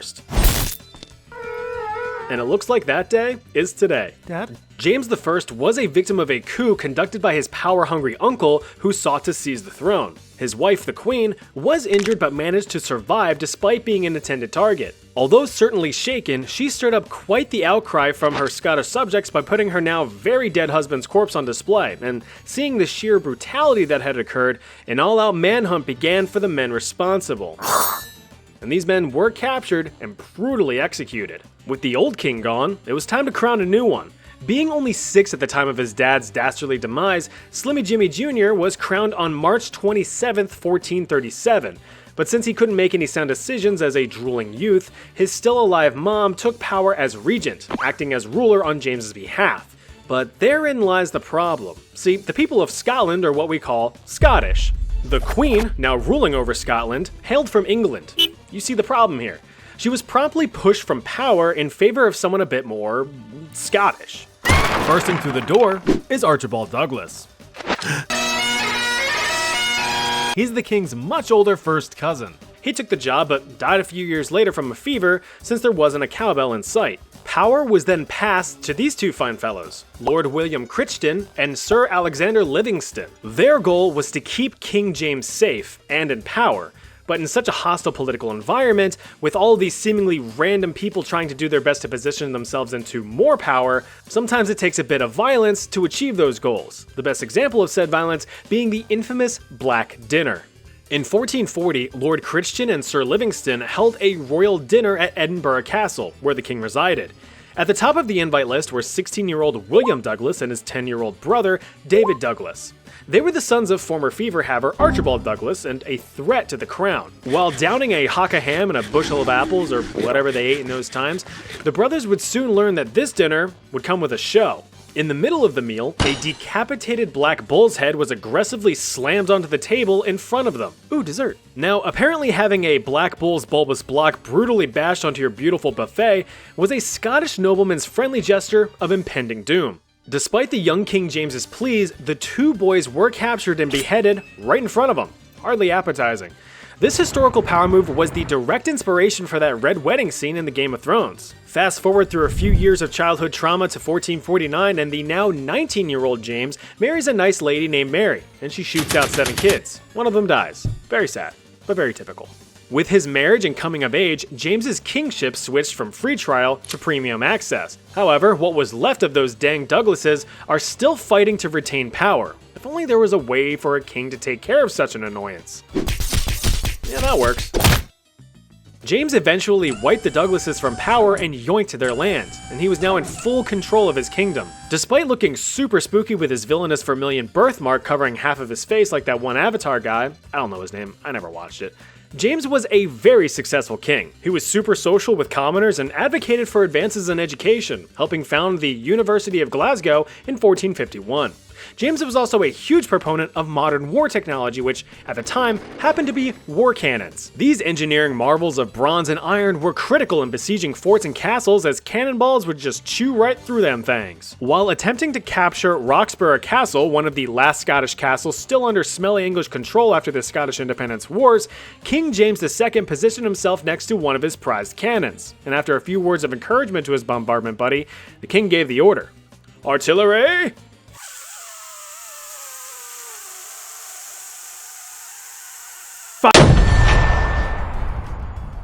The mounted metal menace exploded, killing King James II instantly at the age of 29. This rather unfortunate death was cemented in Scottish lore on August 3, 1460, and is officially, well, canon.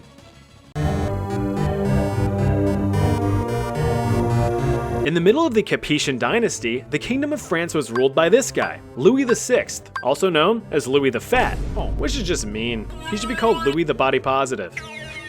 Anyway, this big fat asshole had 8 kids, and this chapter is all about his eldest son, Philip. Call me Phil. As was tradition in the Capetian dynasty to establish a clear lineage to the throne, young Philip was crowned as co-king of the Franks at the tender age of 13, right about the time when teen angst starts kicking in. Although reportedly Louis's favorite child, Philip was a bit of a stinker. He would refuse to listen to his father's authority, fail to pay attention to any of the king's lectures and set standards for being a king, and devolved into being a disobedient little shithead, as kids tend to be.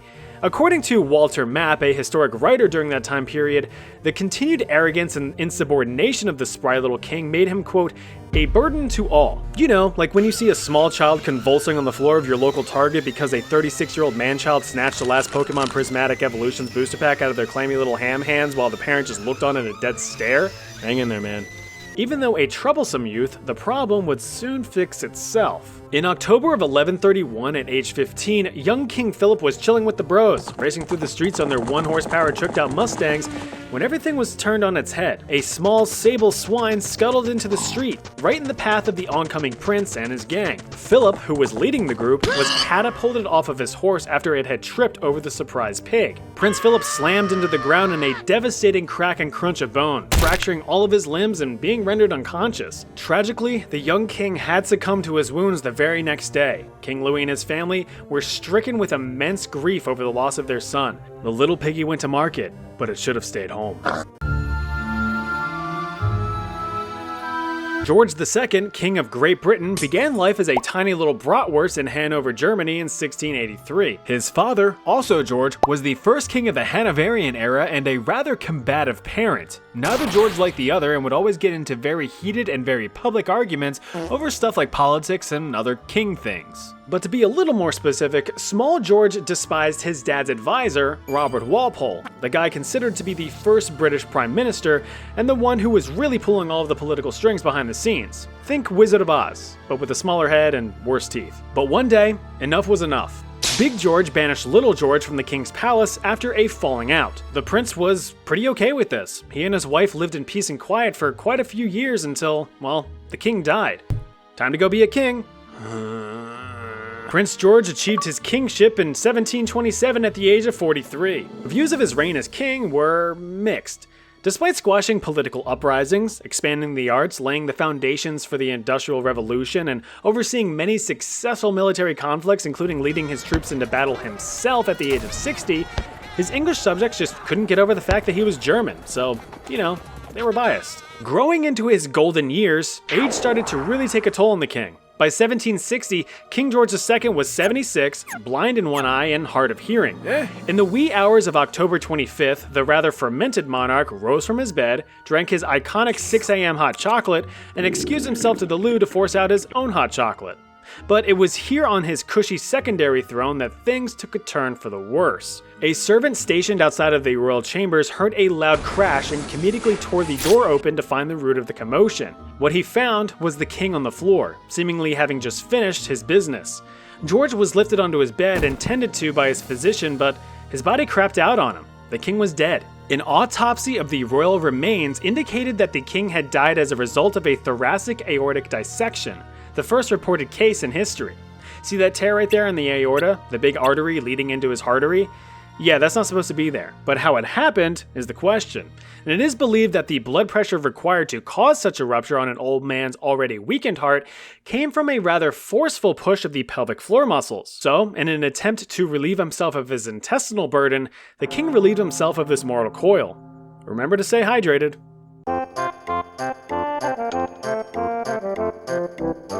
In a time where kings were given rather displeasing titles such as the Terrible or the Bad or the Slobberer, Martin of Aragon was granted the title of Martin the Humane. The gracious nickname was a testament to his kind and caring nature. He basically earned it by being a bit less murdery than any other kings at the time. I mean, all the guy did was reconquer Sardinia, suppress revolts, and led crusades against the Moors in northern Africa. But other than that, he was a perfect little angel, focusing on internal stability within his own kingdom of Aragon. But times of peace make for soft men. With little to no conflict to tend to in his later years, Martin grew older and wider. By 1410, at age 53, the king was rather rotund, wrinkled, and in a risky state of health, both physically and mentally. You see, his wife and his 4 children had died, leaving him all alone on his throne. He had married his distant and much younger cousin as a last-ditch effort to produce an heir, but with no success. The depressed and obese king had little more to live for, and would instead gorge himself in solitude. On one fateful night, the king had just downed a whole roasted goose by himself. Where does he put it all? If you've ever slammed down a large meal too quickly, you usually get some pretty bad indigestion, or as I like to call it, the ERP. Since this was the land before Tums, the king had to sleep off his discomfort.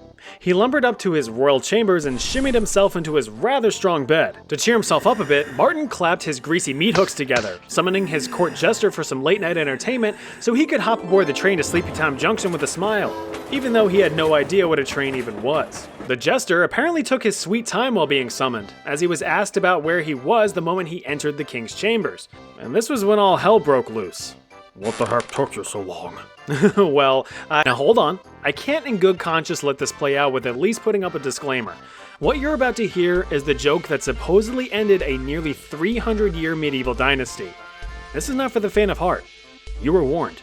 I was in the next vineyard, where I saw a young deer hanging by his tail from a tree, as if someone had so punished him for stealing figs.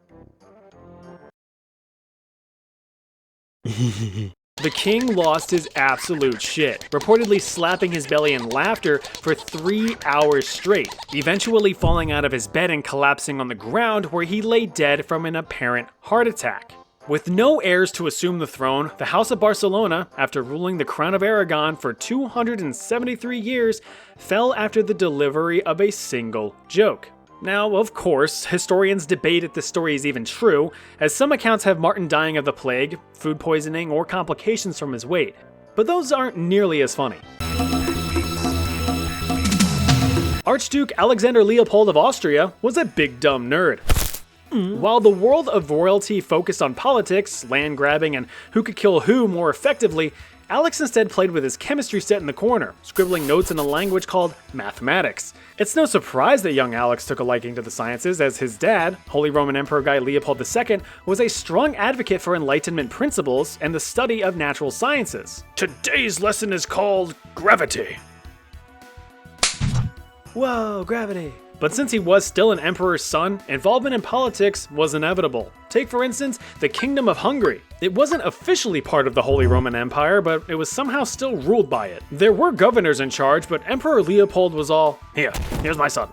Make him do something.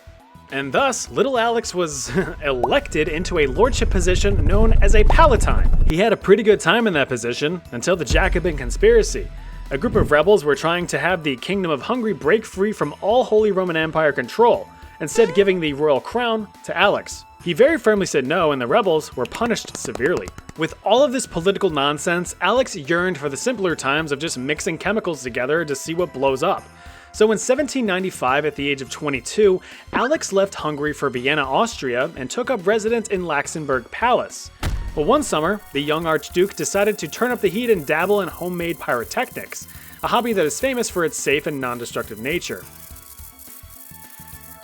Expecting a visit from his cousin, Alex decided to rig up an extravagant fireworks display inside the palace. Hey, just cause you're educated doesn't mean you're smart. To be fair, he, along with a few servants, set up the show within a fortified armory called a casemate, with the intent of firing the rockets towards the outside. So it's not like he decided to just shove firecrackers into a kitchen cabinet for shits and gigs. He was a man of science after all. Nevertheless, all gunpowder and makeshift explosives were stored inside the fortified walls. When his cousin arrived, he attempted to fire off the first rocket, but since Mother Nature has great comedic timing, a rogue gust of wind blew the rocket over, launching itself into other explosives and gunpowder reserves. Everything exploded, engulfing the Archduke and his servants in a goodness gracious great ball of fire. Talk about going out with a bang, am I right? The title of king kinda just fell into the lap of old Adolf Frederick of Sweden in 1751. During the Age of Liberty, a time in history when the Swedish parliament was all... Adolf's rule as king was essentially worthless. He was no more than a political figurehead while all the real guys in fancy wigs did the ruling.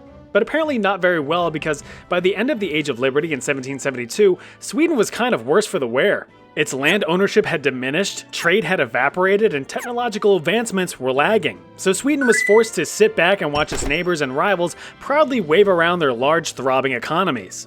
During King Adolf's lavishly lackadaisical leadership, nothing extraordinary happened. The substandard sovereign did attempt to regain power, but failed to do so, because he sucked. In fact, his entire reign is seen as a dull but peaceful lull in Swedish history with not much to show for it. And unfortunately for the king, the only exciting point in his life, at least from a historical perspective, was his death.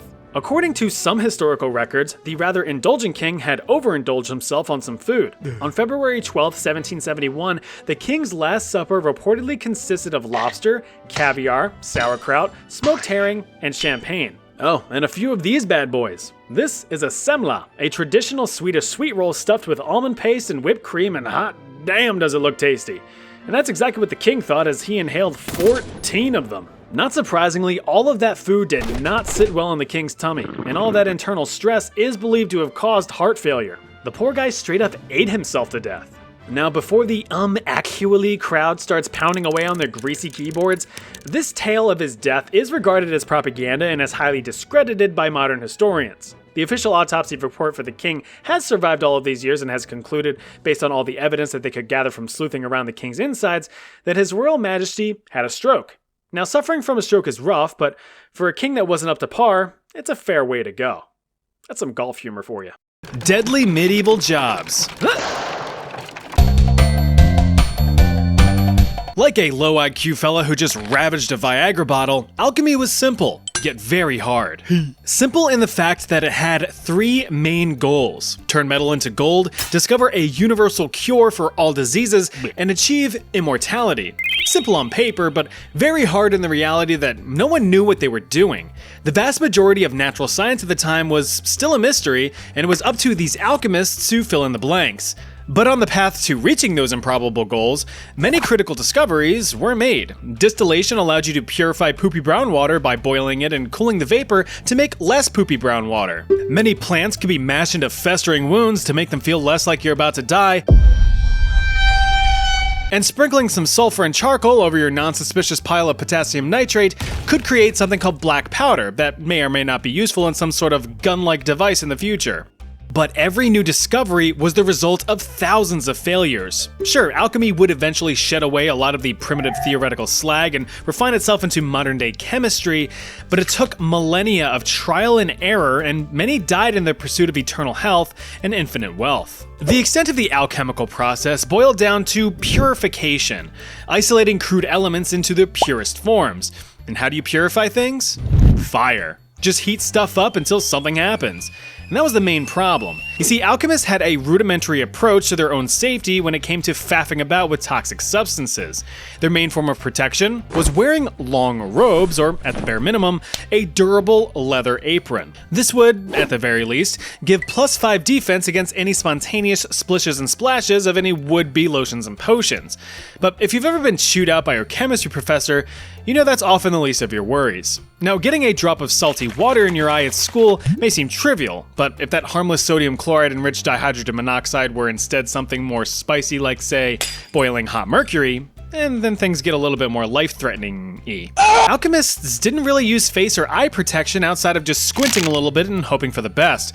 But when that plugged beaker of boiling broth decides it wants to overcome a pressure differential, you're gonna wish that something was there between you and it. Now, if you were careful enough to uncork your cooking concoctions, you still had to deal with its byproducts. One of the most mysterious and thus often studied materials was liquid mercury. Since it looked like a metal yet flowed like a liquid, the element was often mistaken for the highly sought-after elixir of life itself, bringing many to an untimely end. But that didn't stop alchemists from trying to unlock its potential secrets. In any case, the last place that you would want to be burning toxic metals is somewhere cramped and poorly ventilated. Well, it's a good thing that many of the alchemical labs in medieval times were cramped and poorly ventilated, filled with lots of flammable books and papers to boot. So when putting toxic elements to the flame, like mercury or arsenic, you're gonna form some nasty fumes. Historical texts allude to these dangers, stating that the vapors, quote, injured the spirit and body. Trying to unlock the phenomenal cosmic powers in your itty-bitty living space is going to mean trading breathable air for some that is deadly. The high concentration will almost certainly make your temporary life even more temporary. Your last feelings as you migrate to regions beyond will be that of you coughing up your burning lungs while your pounding brain feels like it's going to burst out of your skull. Fun stuff. But even if you managed to dodge death in the short term, he was going to win the long game. Memory loss, hallucinations, or even paralysis are all possible side effects from long-term mercury and arsenic exposure. Sometimes, though, the most dangerous beast is ourselves. Unless directly employed by a higher power, alchemists often practice their craft in secret, not only to protect any possible discoveries, but to avoid accusations. Many of the more feeble-minded people at the time mistook the scientific aspects of alchemy for witchcraft and sorcery with all that conjuring of flames and whatnot. So if the explosions, fires, or fumes didn't get you, Ned the nosy neighbor might. You can already see how this one's gonna go. Listen, royalty has always been a world of extravagance and bragging rights. Get conquered, and you can bet that all of your treats and treasures were on full display to boast to other royals. Look how big my shiny rod is. Aye, take a gander at me family jewels. Very nice. But not all wealth was silver and gold, as King Henry III of England would soon come to realize in 1235. Arriving on the front doorstep one morning was a gift. 3 gifts, actually. As a present in good faith to maintain political relationships, Emperor Frederick II of the Holy Roman Empire dumped 3 adult lions on Henry's doorstep. Bah. King Henry absolutely adored the giant cats and set them up in a less than suitable habitat within the Tower of London, opening up the royal menagerie to royal guests as a royal flex. The menagerie eventually expanded, with elephants, a polar bear, non-polar bears, and several monkeys all taking residence within the walls. Now, each and every one of these exotic animals required special care, so in order to provide said care, specially trained animal experts were hired to do the job, right? No. It was, of course, cheap, uneducated, and expendable laborers that were the prime candidates. Poor, unfortunate souls sent to clean, feed, and care for the beasts. And it was all easier said than done. No matter how friend-shaped wild animals may seem, they're still wild animals, and they will murder you at a moment's notice. Once you stepped into the literal lion's den, you were at their mercy. Without extensive knowledge on how to meet their most basic needs, these animals were often feral and malnourished, and thus a very real threat, especially when you're looking like a tasty treat. Habitats at the time, if you could even really call them that, were often poorly constructed and weren't any more complex than a simple cage. Some historical records allude to incidents of collapsing cages or animals managing to break free from their chains and ripping apart caretakers limb from limb. It wasn't uncommon to catch a claw from time to time, or witness your buddy get converted into a PNG under an elephant's tree trunk of a foot. If you did manage to survive the animals unscathed, you might not survive your employer. Like I said before, the animals were royal property, so failing to keep them healthy may as well be a slap in the face of the king himself. Any keepers responsible for a premature death of an animal were in for severe punishment. The lucky ones were simply fired. The less than lucky ones were also fired. The profession of plague rat catcher is pretty self-explanatory. Bunch of plague-infested rats carrying plague-infested fleas running amok needed to be dealt with. Humanely, of course. Although rat catching or vermin extermination itself has been a profession for as long as rats have been around, they were especially in high demand during the time of the Black Plague. European cities like Paris or London were chock full of the little beasts. The spreading of the disease wasn't exactly well understood at the time, and instead of placing the blame on microscopic corn dogs, the usual go-to scapegoats were the devil, poisonous air, or the classic Jews. But some pattern-recognizing fellas realized that filthy rats usually carry filthy diseases. And it was true. Black rats, as they're known, very much did carry debilitating diseases. You got your leptospirosis to ruin your day, muscles always aching, fever never breaking, your liver dies, stinging red eyes, and a rash that never goes away. You also had salmonella, which causes you to frequently force out fluids from front to back, but also makes you solid in your daily crosswords. When you don't want a mass infestation to evolve into a mass infection, rat catchers were hired to help minimize the spread as best they could. Rat catchers would hunt, trap, and kill the vermin, but in doing so, they put themselves at severe risk. The thing is, rats don't exactly like being caught, so they're gonna go into a full-fledged survival panic, gnashing and gnawing at anything nearby, which would most likely be fingers, hands, an arm, or a face. The obvious problem with that is the contraction of the aforementioned diseases as well as the Black Plague itself. Of course, there were many other hazards. Remember them fleas I mentioned? Well, they would do a little emigration to a new host. You. Once you were infected, all of your own personal fleas and lice, since you're a dirt poor medieval peasant, would then further spread diseases like wildfire. But bites and bugs weren't the only threat. Rat catchers often had to venture into enemy territory, squeezing through holes and swimming through cesspits to find rat nests to kill them at the source. Rummaging around in all of that danky and stanky meant a lot of environmental exposure. Sustaining a simple scrape against a stone slab that's subsequently slathered in shit leads to a nasty, potentially life-threatening infection. Similar to the gong farmers or night soilmen from my previous worst jobs video, these rat catchers could also succumb to suffocating in sewer slop. Not only that, but the frequent use of arsenic-based rat poison could do a number on the lungs. The good news, though, is that all of the success of the medieval rat catchers helped severely limit the spread of the Black Plague, bringing the total death count to only tens of millions of people. You did your best, rat catchers, and it makes for a nice tale. Now, if you think that grave robbing wasn't a job, think again.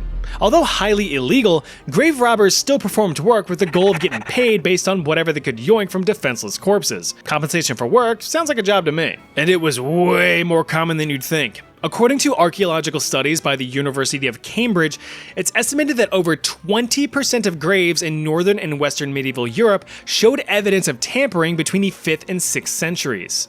Graves were robbed for two main reasons. The first, and most obvious, was stealing valuables. This could be anything from grandma's bracelets, rings, or even her iconic red jewel. If you were brave, you could even rip out Gam Gam's golden teeth. The other reason was stealing the bodies themselves. Much more difficult, but potentially more lucrative. In the late medieval period, a medical revolution was underway, meaning that practicing physicians were in need of cadavers to poke and prod to figure out how humans worked. The fresh ones were preferred, but beggars couldn't be choosers. But they could be grave robbers. The dangers of the infamous side hustle were plentiful. For one, just digging 6 feet into the earth is not easy.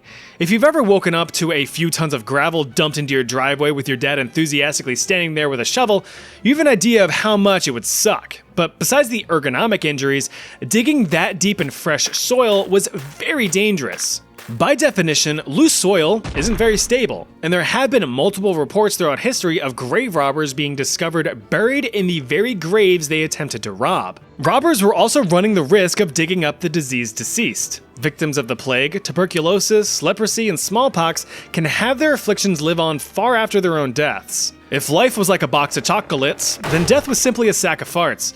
You knew exactly what you were getting, you just didn't know how bad. Cracking open a coffin could leave you coffin instead, but it was a known risk. If falling dirt and disease failed to cut your life short, then someone else would. Grave robbing was a crime, a very serious crime. And graveyards were holy property, and as such, any guards patrolling could act as your judge, jury, and executioner. Guards were granted special permission to deal with any disturbances any way they saw fit, like fitting a spear through your skull. Luckily, you've already done all the heavy lifting of digging a grave. The guards just had to tidy up. If the guards were more merciful, you would simply be arrested and your fate left to the courts. But you would most likely end up 6 feet over the ground before you ended up 6 feet under it. Bell ringers actually had a pretty important job for the everyday person. They were the timekeepers. Yeah, sure, there was that big glowing ball in the sky to tell you dawn and dusk, but all the other hours were approximations. It was up to bell ringers to mark the important times of the day, call people to service, or chime special occasions. But doing so was extremely physically taxing. A standard tower bell could weigh anywhere between a few hundred pounds all the way up to several tons. Granted, the big-ass bells required multiple people, but each man pulled his own weight, and then some. Having a tug-of-war match with a several-ton hunk of metal isn't the best wager to make. The sheer momentum of these bells as they swung back and forth was something to be reckoned with, and it demanded respect. Or else. A survey conducted in 1990 asked several thousand London bell ringers about any injuries sustained during their ringing duties, and the answers didn't leave much to the imagination. Ripped fingernails, crushed limbs, falls from the tower, and even accidental hangings had occurred. Ringing ropes became a death trap if the ringers became too complacent. Now keep in mind, this was in the 1990s, well into the modern age with considerations for safety. So imagine how much more frequent these types of injuries must have occurred back in medieval times. If you weren't snagged by the rope, you certainly had your bones rattled by the deafening sound of the bells themselves. Many of the large city towers were equipped with multiple bells, each one producing different pitches or rung under different circumstances. Being right in the middle of all that crippling cacophony meant the risk of blowing out your eardrums. Each separate ring could emit a head-splitting 120 decibels, well into the deafening range of sound, even if only momentarily. For comparison, 120 decibels is like being right next to T-Swift's private jet as it takes off to cross the street. Each of those bursts of sounds were enough to cause permanent damage to hearing unless protection was used. And you know damn well medieval bell ringers didn't use no protection. They simply took the method of, you'll get used to it. The biggest threat to a ringer's life, however, wasn't the bells or the ropes, but something a bit more flashy. Lightning. You see, back in the God-fearing, superstitious times of old, thunderstorms were believed to be moments of divine rage. But don't worry, when God's mad, you can just soothe him with the sweet clang of tuned metal. Or, at least, that was the belief. Many medieval fellas instructed the poor ring-a-dingers to bang their bells in an attempt to chase away thunderstorms, and wouldn't you know it, didn't work. Some reports from the 1700s claim that over 100 bell ringers gained first-hand experience of the human body's ability to conduct electricity. Lightning could either strike the tower or the bell directly, delivering a death jolt down the rain-soaked line and through the poor soul attempting to single-handedly banish an entire fucking thunderstorm with a series of Taco Bell bongs. The number of deaths got so bad that some countries, like France, surrendered to the heavens and banned thunderstorm bell ringing until the invention of the lightning rod in the mid-1700s. Although it seemed like a relatively safe and simple job, working high in the tower had plenty of ways to get dinged in your dong. Alright, hear me out. The medieval scribe was by no means an adrenaline-charged, fast-paced profession, but that's kind of the point.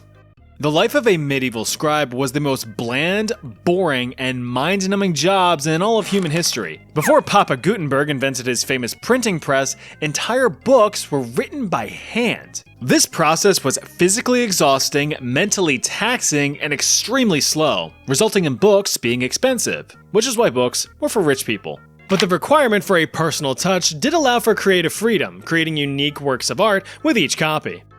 Sweet. But there's only so many times you can generate artistic flourishes around the word "the" before your creative juices start drying up.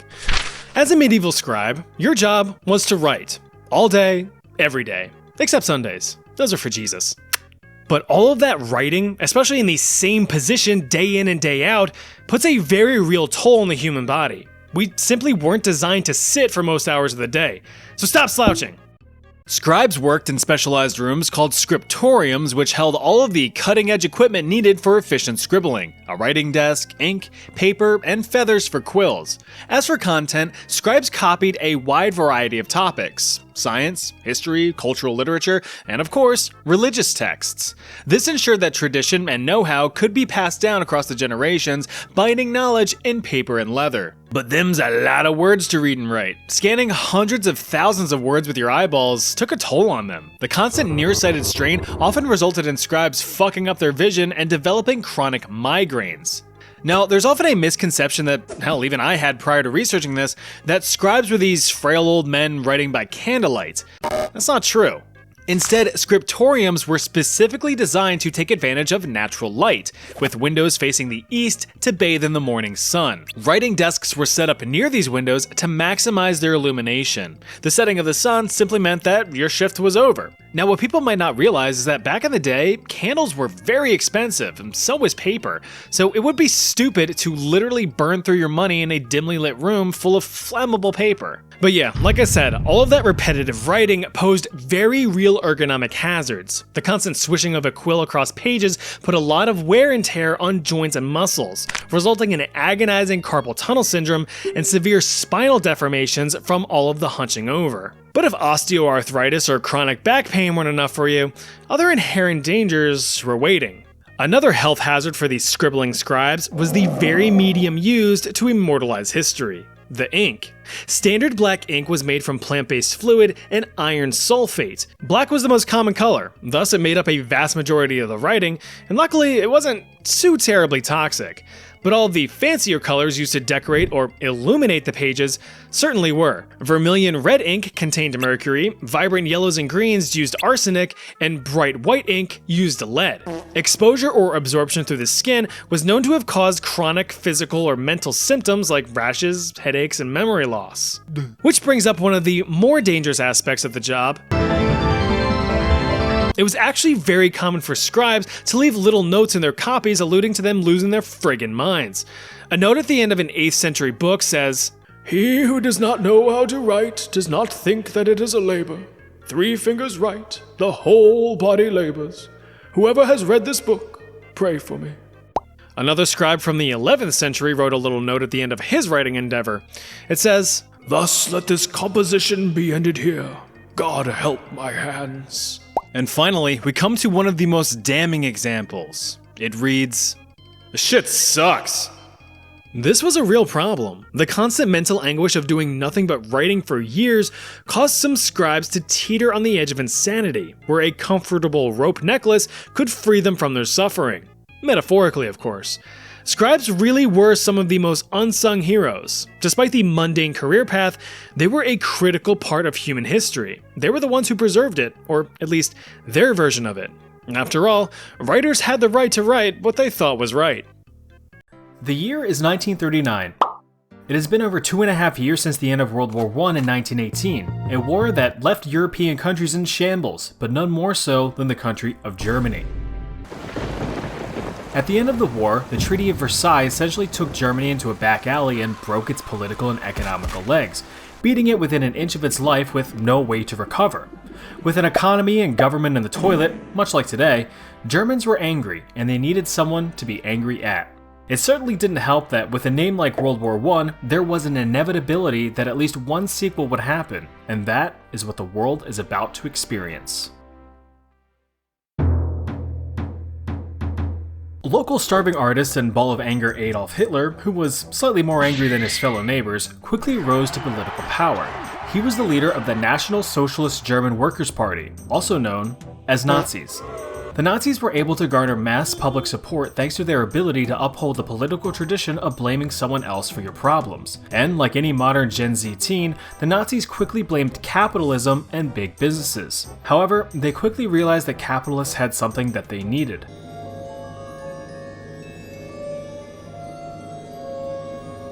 so instead, they fell back to their next best plan: complete racial eradication. Hitler believed that bad apples spoil the bunch, so he would just get rid of the bad apples. Except these apples weren't apples, but people. Jews, Slavs, Poles, cripples, bloodles, furries, gays, and worst of all, Jehovah's Witnesses. With them gone, Germany can be a pure society and get back to being a world superpower with all the bratwurst and beer that they could ever want. Many German people thought that this was an absolutely wonderful idea, and so Hitler was made Chancellor to Germany in 1933, where just a year later, he promoted himself to Supreme Leader with total and absolute power, and no one thought that this was a red flag at all. But there was still a problem. The Treaty of Versailles. Well, it turns out that Hitler could easily bypass the harsh terms of the treaty by flat out ignoring them. So he did. In a few short years, he secretly beefed up Germany with shiny new soldiers and tanks, but he quickly realized that he needed something stronger than guns or bombs. He needed friends. It didn't take long for Hitler's influence to go viral, reaching far beyond the freshly shrunken borders of Germany. His push for regaining power and territorial expansion convinced both Italy and Japan to do the exact same thing. Italy wanted land back that it had lost in World War I. Japan wanted to conquer more Asian territory without the disapproving gaze of Uncle Britain and Aunt America just across the way. Staying true to his word, Hitler began invading countries and taking them for himself. First on his list were Austria and Czechoslovakia. But why?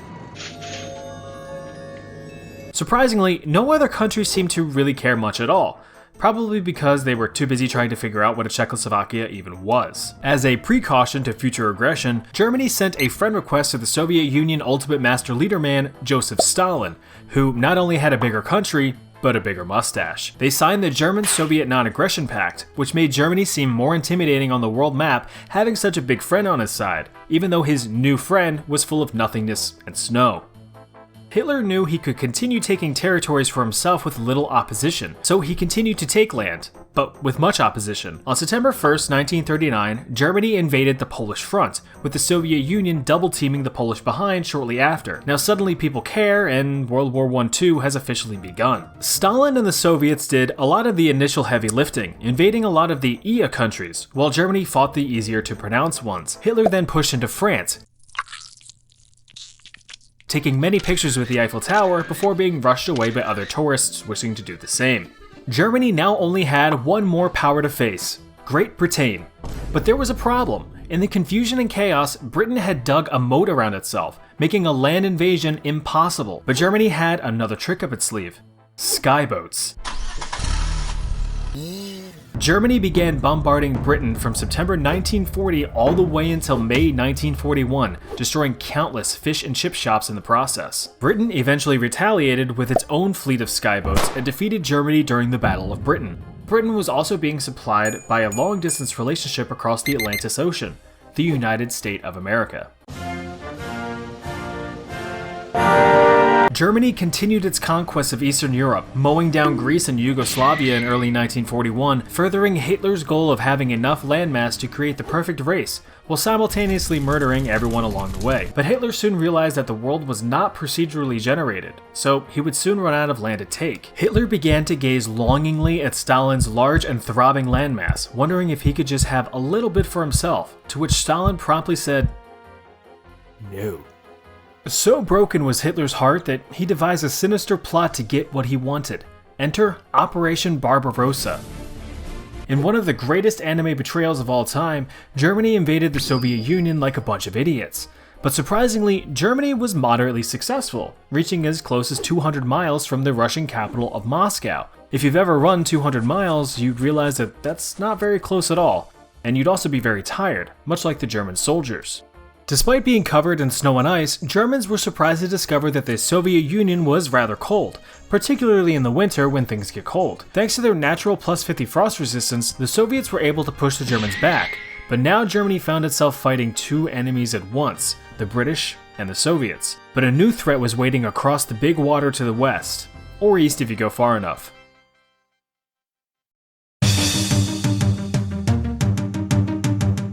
While Europe was getting absolutely reamed, Japan had its own agenda, mainly trying to conquer China and the specific territories, specifically the Pacific. This was a huge no-no in the eyes of the United States, who wanted to first confirm if there was any oil worth taking. The US sent a letter to Japan stating that they will no longer trade with them. Japan, in return, decided to prank the United States by sending 360 planes to obliterate Pearl Harbor, a Hawaiian naval base. Unfortunately for Japan, the United States did not see the hidden camera just off to the side and immediately declared war. Germany then declared war on the United States, to which the United States had no choice but to declare double war on Germany. All hell was about to break loose. The Allied powers were completely speedrunning through the Pacific theater, island hopping all around between 1941 and 1943, hitting one gold split after another. They were going to take the World War II 80% record, and Japan was starting to sweat. Meanwhile, British and American forces had liberated the colonized northern Africa, pushing into Italy and giving Mussolini the boot in July of 1943. But Germans were not so quick to give up at the spaghetti, so battles in Italy continued until 1945. The fighting pushed into Europe, with British, American, and even maple syrup soldiers storming the beaches of France on June 6, 1944, a day that will come to be known as D-Day, because of how nervous all of the soldiers were. With the Allied forces and the Soviets closing in on both sides, Hitler swiftly retired to his personal bunker to dine on a bullet with a glass of cyanide. With its supreme leader taking a supremely permanent nap, Germany had no choice but to surrender on May 8, 1945. Even as the sole remaining combatant, Japan continued to aggressively fight in the Pacific theater. United States President man Harry Truman wished someone would just drop a huge bomb on Japan, so he did. Twice. And that was enough to end the war entirely. After the war, Germany was split and divided amongst the winners to prevent a World War II too. Any remaining Nazis were tried and executed, with some oddly having descendants in South America today. The United States briefly occupied Japan, sprinkling a hint of capitalism while dismantling their non-defensive military structure. Despite this, Japan prospered, but never forgot what America had done. In the coming years, Japan would unleash a secret weapon to exact their revenge and poison the rest of the world from within.